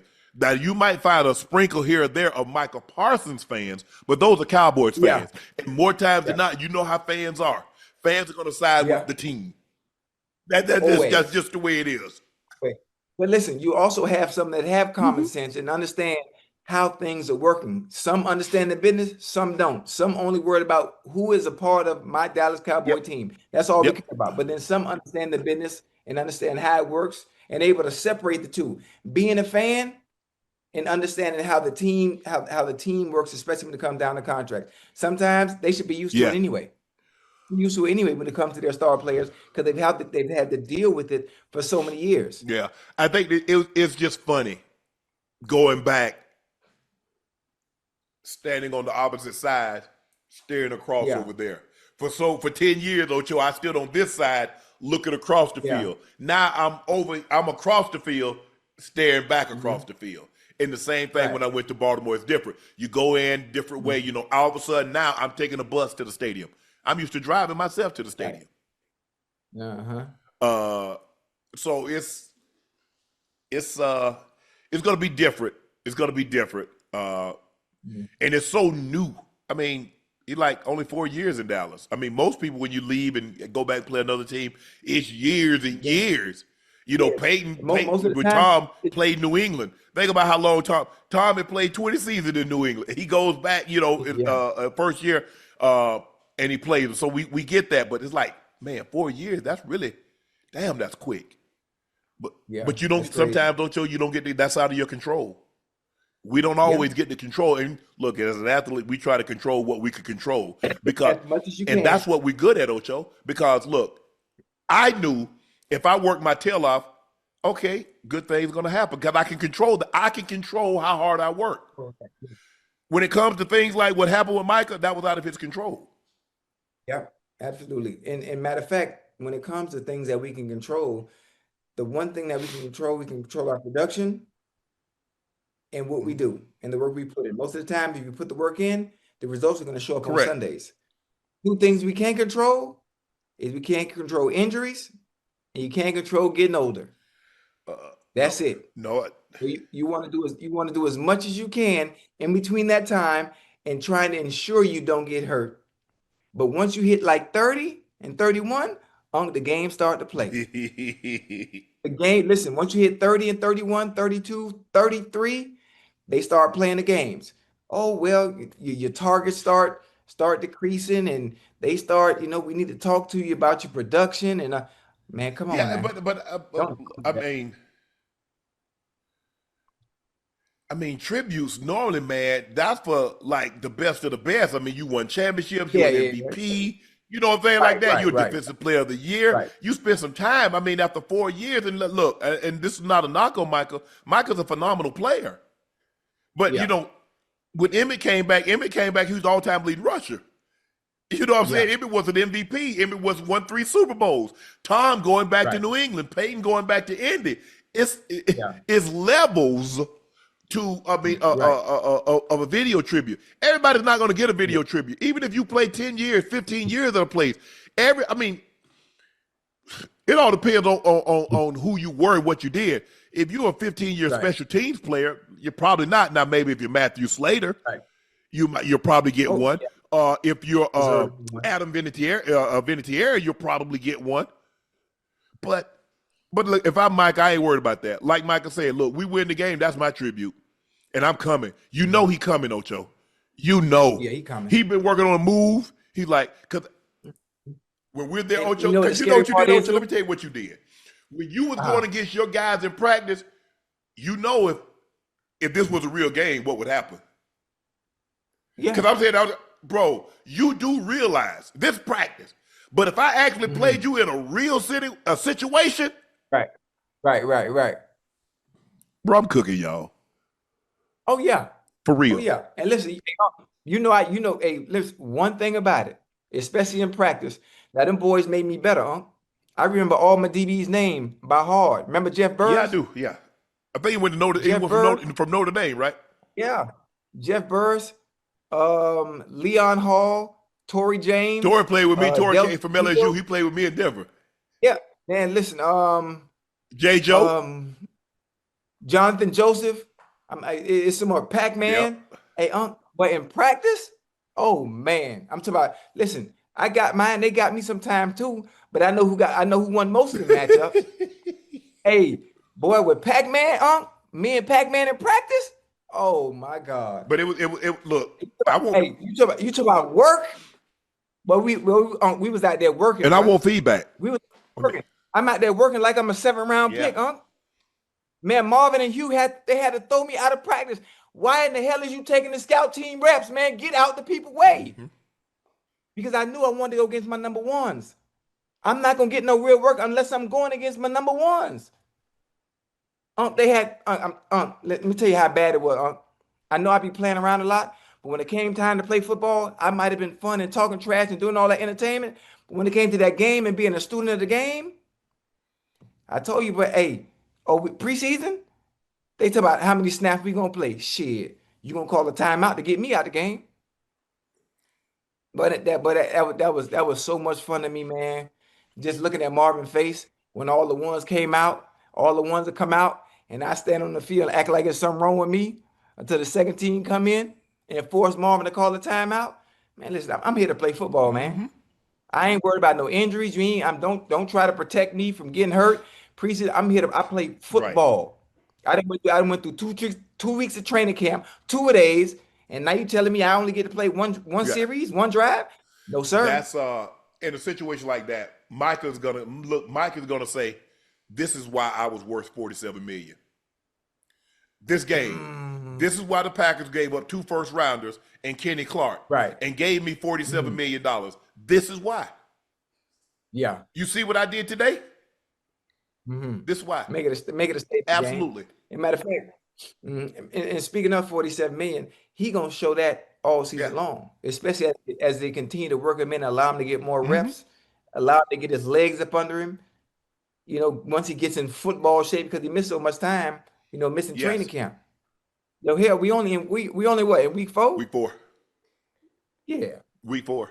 Hey, it's gonna take him a while. I mean, he couple of weeks from being in tip-top football shape. Oh yeah. Right now that he's a specialist right now, but hey, him and Rashawn Gary pretty soon, because Rashawn Gary is tied for the league in sack. Pretty soon they're gonna start sliding we got 4.5, huh? Rashawn got 4.5, huh? You see what happened when he come on Nightcap? See what I'm saying? That ain't number God. That ain't number God's work. Everybody come on Nightcap, have success. What Melissa Jefferson left with in Tokyo? 2 3. what? 3? Oh, 3 of them? Oh, the 4x1. 3 goals. Yeah. Everybody come on Nightcap having success. They okay. Do. That's it ain't a coincidence. It is not. Bro, you need to be in bed. You should be in bed. You should be in the bed. Hey, Titus. Titus. This joke will make me petty. Hey, hey, let me get Titus for a week. No, you don't know how to. First of all, you don't know how to handle him. You ain't been around dog. You don't know how to handle him. Come on, I done had dog pulled up. Now I'm good. Ocho, he different. Nah, he good. He good. I'm a dog. I'm a dog, not that kind of dog. I'm saying I'm a dog. I become one with the animal. They used to call me the dog whisperer back in '92. Nah, Ocho, you I just want to take him to the dog park. Ocho, he intact. I know he attacked. He what's intact. the man? Yes. So you're not supposed to have. Oh, you can't have them there. And he ain't spaded? Neutered. Okay. Spade is what female. Hey, I'm gonna get the homie some action. Hell nah. Boy, people sue you. No. It's a lady I know. She got a poodle. That's a he. Yeah, you'll be in no border with no. Yeah. Tell him, say nah. Say we good. We better stay here with Dad.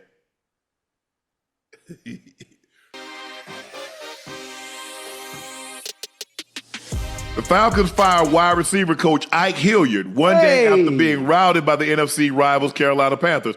Offensive game coordinator TJ Yates will assume. TJ Yates, that's the quarterback. Wasn't he a quarterback for the Texans?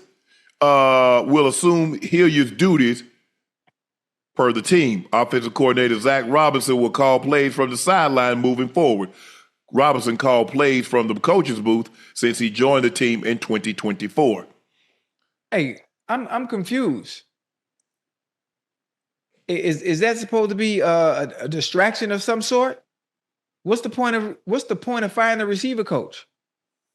I don't know. The quarterback played terrible. Yeah, I mean that doesn't make any sense to me, especially this early in the season. Yates, I think that name sounds familiar. Yeah.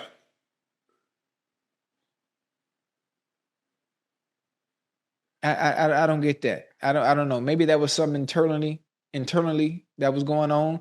But I don't know. If you shaking things up, I don't understand how to. So what? Guys running the wrong routes. I mean, what was going on? They got into an argument. The coordinator and the position coach, or the head coach and the position coach got into it.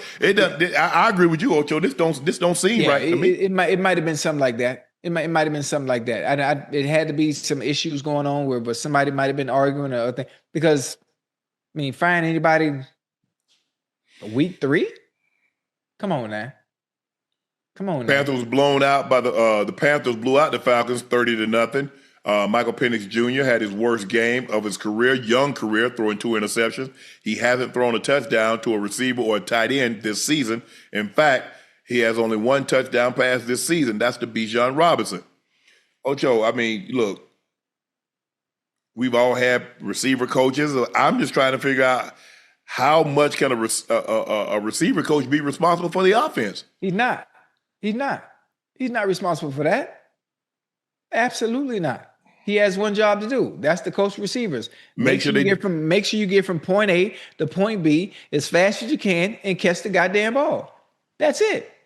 That's all he can do. And make sure you're well prepared, knowing the game plan and what you got to do. Yeah, I'm shocked. That's why I know it had to be something else. Something must have went on that sideline that or maybe behind closed doors where it didn't sit well, and they let brother Hilliard go. The great, I just mentioned Ike the other night too when we were talking about the Gator game. The Gators, yeah. I'm gonna tell you this: there's gonna be a lot of other people fired if that quarterback don't start playing better. Oh yeah. I hear you might have been the first to go, but let that quarterback not play better. Quarterback coach, the offensive coordinator. Yeah. Matter of fact, now and you then got Mr. me. Blank, Mr. Blank going. Now you got me curious. I want to know why he was fired. Yeah, I'm finna be nosy. Because we thought the Falcons were going to be good. I'm not saying I not for a second, Ocho. I thought they were going to the Super Bowl, but I thought they would be better than what they were last year. You look at the weapons that they got. They got Mooney, and they got Drake London. Drake London, Kyle Pitts. Ray McLeod. Ray McLeod. They got Bijan Robinson. They got Algier. They got a nice little squad offensively. Good weapons. With those weaponry, you can't get shut out with those weaponry. Nah. But if your quarterback play like some stir fry, you can. Yeah. He played bad. Late with the bro. You know you can, bro. How you gonna be on this side, looking at this half of the field, right? Then all of a sudden come back and throw to the flat blind. Nah, you can't do that. That's going the other way.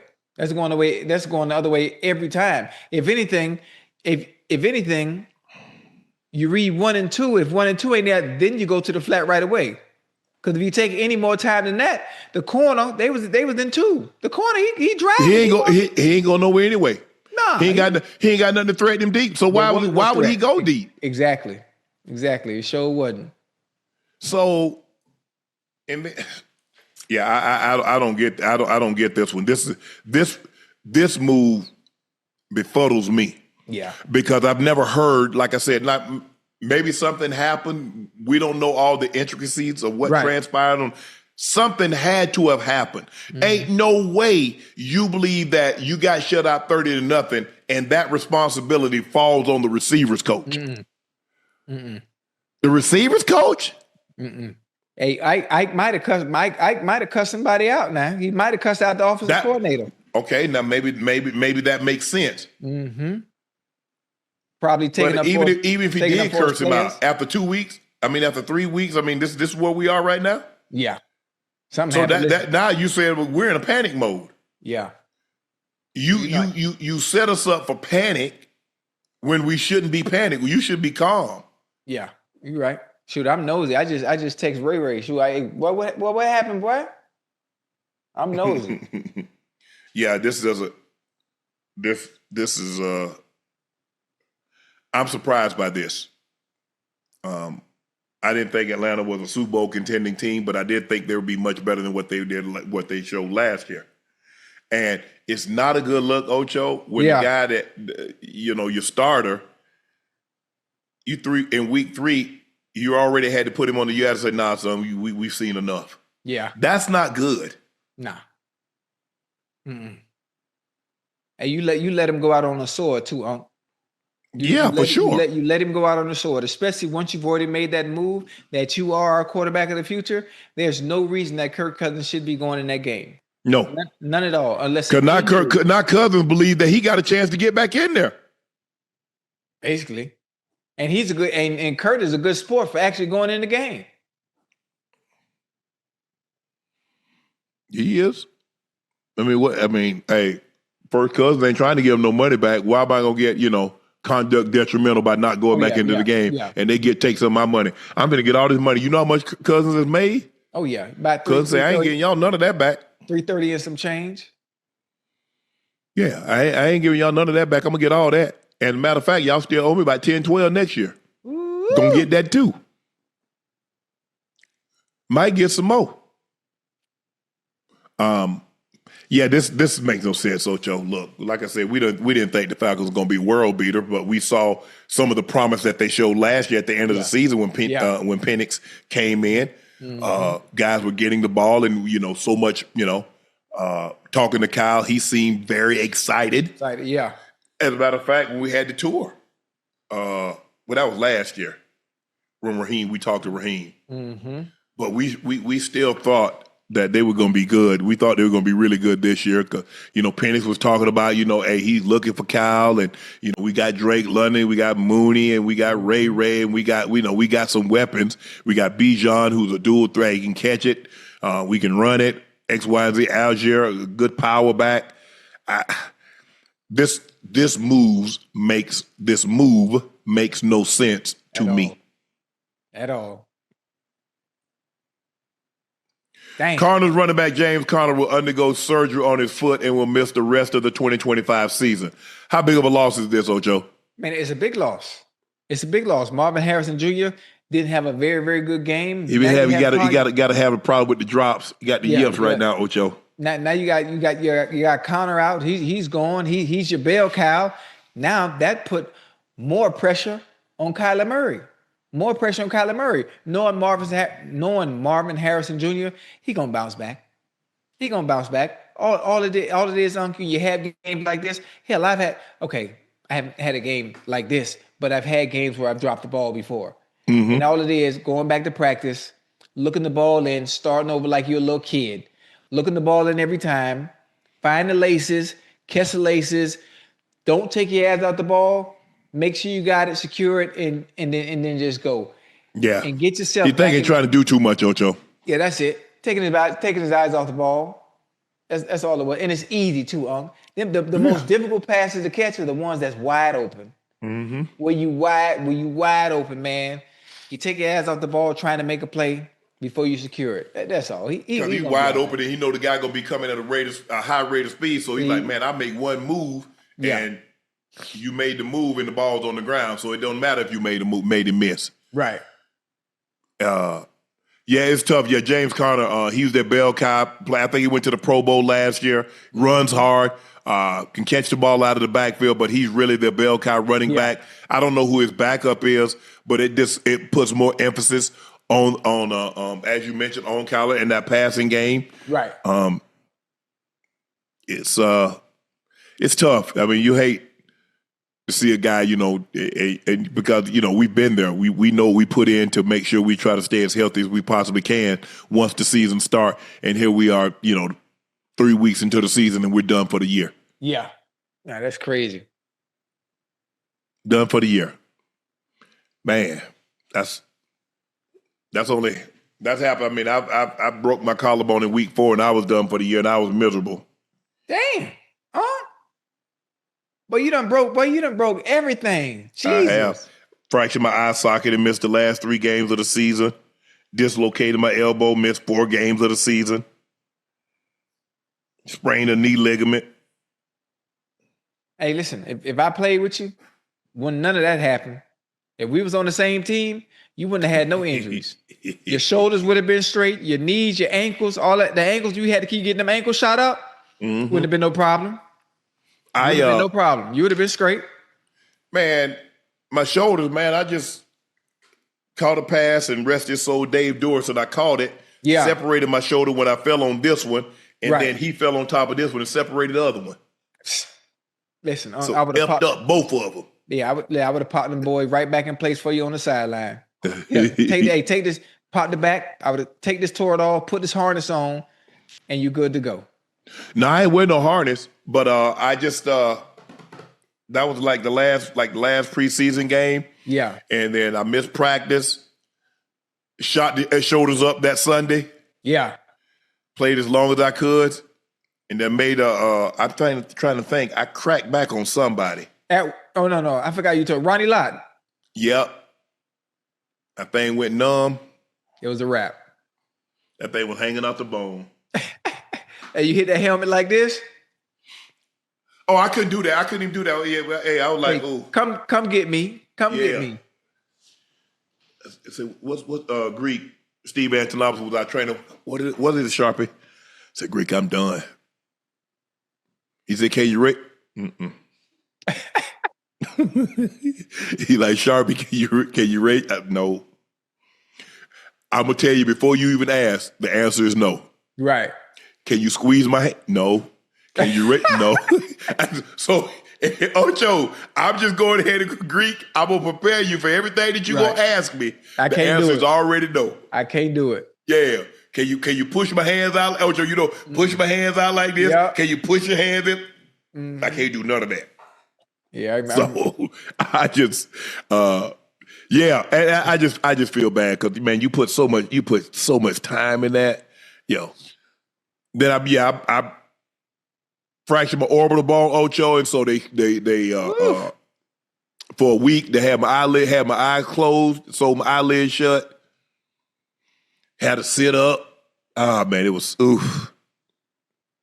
Damn. And you gonna talk about I need to be man, please. Who? What happened? No, you talk about man. You gotta live. You gotta do some adventure. Man, Yeah, I ain't you trying to do. have nothing else broke at my age. You do. The stuff we gonna do, the stuff that we gonna do that's adventurous is not stuff that's gonna cause you to re-injure anything that's happened to you. I'm gonna be doing all the dangerous stuff. You just gonna be there for moral support. Okay. That's all. Can I like video? Can I watch from here? Nah, man.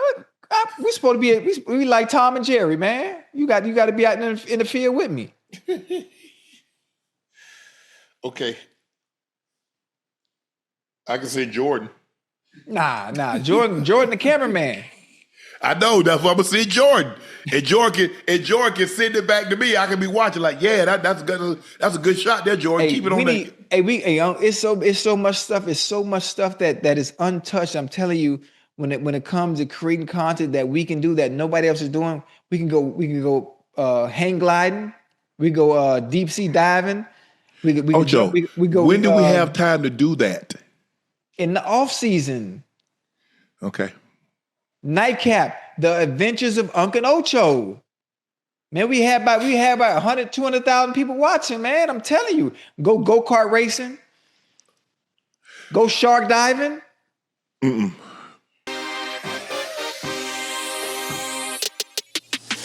Few days after Coach Prime said the Jags aren't using Travis Hunter enough, Liam Cole said Travis Hunter's role on offense won't expand. Take a listen to what he had to say, Ocho. Yeah, he's right now one position on offense and one position on defense. So that doesn't really fully change. It's just more the next guy having to go and adjust to go play some Z, which is what happened in the game. So no, I don't think it changes much. And that's not going to change until after the season, where he'll spread his wings a little bit on offense. Yeah, I don't think it's fair right now to say, hey, dude, go learn Z and X and 12 and this and that. It's like, man, we got to make sure he can really go and execute what we're asking him to do first and foremost, which is play F and play corner. So I think as we go and as he goes, I got to believe that it'll continue to do this. So that's why you see more Parker when De'Ami goes down. Right. So more opportunities for Parker. Yep. I know he was very transparent with us about the 2 drops. Yeah. You said he had a great practice last week. Yeah. Expectations for his usage this week. I think, I have not lost any confidence in Parker by any means. Stuff happens. It's not obviously something that we're excited about in the moment, but he takes a lot of responsibility and accountability. He works his tail off every single day. Like I said, he literally had his best week of practice last week as a Jag since we've been here. So, there's a lot of confidence. Really, the message to him is, dude, like, we got to just move forward, man. I agree. Yeah. I always thought Ocho, he would be better served playing defense and then have packages for him on offense. But everybody want the man to just, hey, we're going to just throw him in there and let him play. Bro, this ain't college. I don't care what anybody says. I don't care how many snaps he played and how great he was. This is the best of the best. There's a reason why they stopped doing that in the 60s. There's a reason. So to ask this man, and see, I'm not concerned, Ocho, there have been a lot of guys that can play both ways. But can you play them at an elite level? Because that's what it comes down to. Mm-hmm. You see Troy Brown played offense and defense. You saw Julian Edelman play it in spurts. But can you play it at the level? Can you hold your own against Jamar Chase, and then can you go beat Pat Surtain on a consistent basis? Can you beat Stingley on a consistent basis? Can you beat Sauce Gardner on a consistent basis? Okay, can you D up Jetta? Can you D up Neighbors, Brian Thomas Jr., Chase? Can you do that? So this notion about, he can do that, I want to see him do it at an elite level on both sides of the ball. And the coaches said, there'll be a time for that. Let the guy get used to the system. He's not there yet. Obviously, this is the good thing. But everybody talk about they misusing him. They're not misusing him. I think they're just bringing them along slowly, not just throwing him out there to the fire, throwing him out there to the wolves, allowing him to get acclimated, learn everything, so you don't have to think. Because you play your best when he was at Colorado, he already knew what to do. Yeah, that's why he was playing his best. Yes, I don't have to think. I can just go play and react. So once he gets to that point over there in Jacksonville, then they'll add a little bit more on his plate. Okay, we go. You know, we got this. Okay, he got F. Okay, now we can teach him Z. Add a little bit more on his plate. Okay, boom. Oh, he got Z. Now we can add X. Then defensively, okay, he's a little bit more. He's a little comfortable now. Boom. Maybe we can put him on first and second downs instead of waiting until third. It's just little stuff. Just bring them along slow. So I think it's kind of smart of them the way they're using them right now.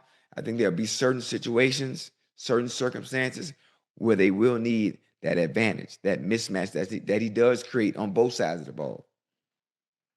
I think the thing is, Ocho, is that, look, you know when you was a kid, and you're like, give me some, no, eat what's on your plate. Let him eat what is on his plate. Let him get this position. Let him master that. And then as he starts to master that, I don't care what anybody says, pro offenses are more complicated than college offenses. Pro defenses are more complicated than college defenses. That's just the way it is. And the athletes are better. Just better. I don't care. Look, and the SEC, we believe the SEC and the Big Ten is as close to NFL as we get. Guess what? There are a lot of guys in the SEC and the Big Ten that don't make it in the NFL. All those guys that come out there on Sunday, they made it. And there are a lot of guys that played in the conferences that didn't make it. So you're talking about the best of the best. And that's the thing. Ocho, it's not enough for him to just say, I played both sides of the football. People want to see he won the Heisman Trophy because he was elite on both sides of the ball. If he's not elite on both sides of the ball, Ocho, what are we doing? Let's be all the way real, chat. What are we doing? The thing about an SUV, Ocho, that's what made the SUV so popular. Ocho, I can hire my kids in it, and I can pull up to I can be in the carpool line, or I can go to a black tie dinner. I can do both. I can drive in the summertime. I can be in Miami and drive my SUV, but guess what? I can go to Minnesota and also do it. So if it doesn't give me that kind of value, what are we doing, Ocho? You're right. But another thing too, also, you took him so high, right? You traded Ocho. You traded up to get it, right? So we going into week 4. Now I understand it's a long season, but what you add on to that plate, we need to keep on. We need to keep on adding and see that a little bit more week to week. I think that's what they're going to do, Ocho. I mean, I think this was the first time that he played more defense than he played offense. But I think he was still around 60 plays.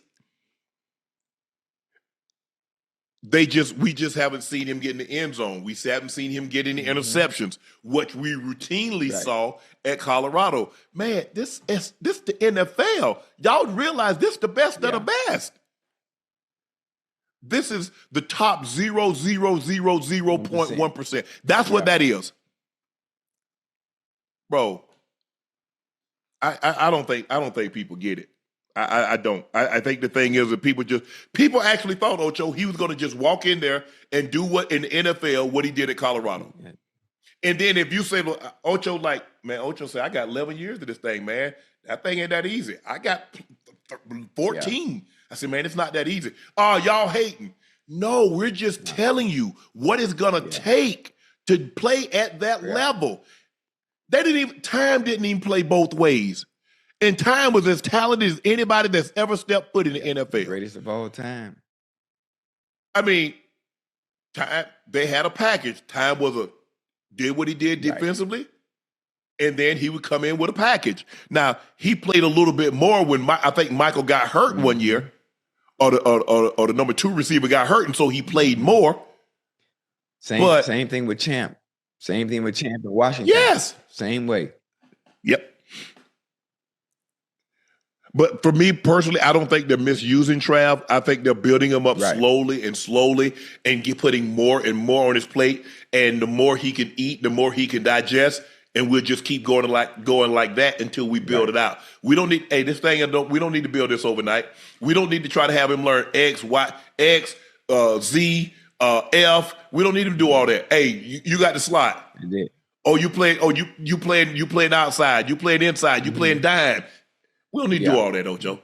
There'll be a time that it'll be second nature. But I'm sure there's a lot going on in his plate. But Ocho, it's hard because to get good at something, you do it all the time. Over and over. It's repetition. Yeah. It's repetition. And the funny so he go from a standing split to now he's in a back pedal. And the funny thing, he won't be the Travis Hunter we're used to seeing that we saw in Colorado. He won't be that into the NFL until he knows everything. He's still thinking. Yes. He's still thinking. I know it's football at the end of the day, but he's still thinking. It's your rookie year. You're going into week 4. You're still thinking. So they're putting you in advantageous positions where you don't have to think. You just got to play. That's why your plate is so small right now. So all you have to do is just play and let your God-given ability and what you've learned so far take over. Yes. I mean, give him a year or two. Let's see where he's at halfway through the season. Let's see where he's at the end of the season. Let's see where he's at in year 2, year 3. And it's so funny. But in order for this to make sense, he's going to have to be lead on both levels. Because you took him so high. You took him with the number 2 pick in the draft. Number 2 pick in the draft is supposed to be franchise altering. Yeah, and they can't. No matter what position, position it is, he's supposed to be franchise altering. But they can't use him in that position yet.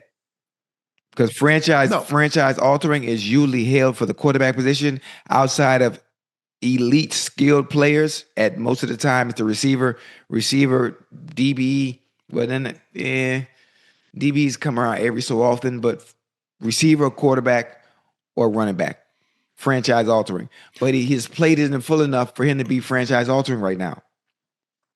Correct. It's not. It's hard. I mean, I don't envy him. I understand that he wants to do things that nobody's ever done, and it's been a long time since we had a guy that this talented. We saw Champ Bailey do it. Miles Jack did it as a running back and a linebacker at UCLA. But it ain't easy. It ain't easy to be elite because with the number 2 pick, you're supposed to be elite, and he wants to be elite on both sides of the football. Now, you asked Time. Time said, "Look, had I devoted what I devoted to being a wide receiver, like I devoted to DB, ain't no question in my mind. I get a gold jacket as a wide receiver, and I believe him. I believe him, because he was just so gifted. God just gave that man so much ability.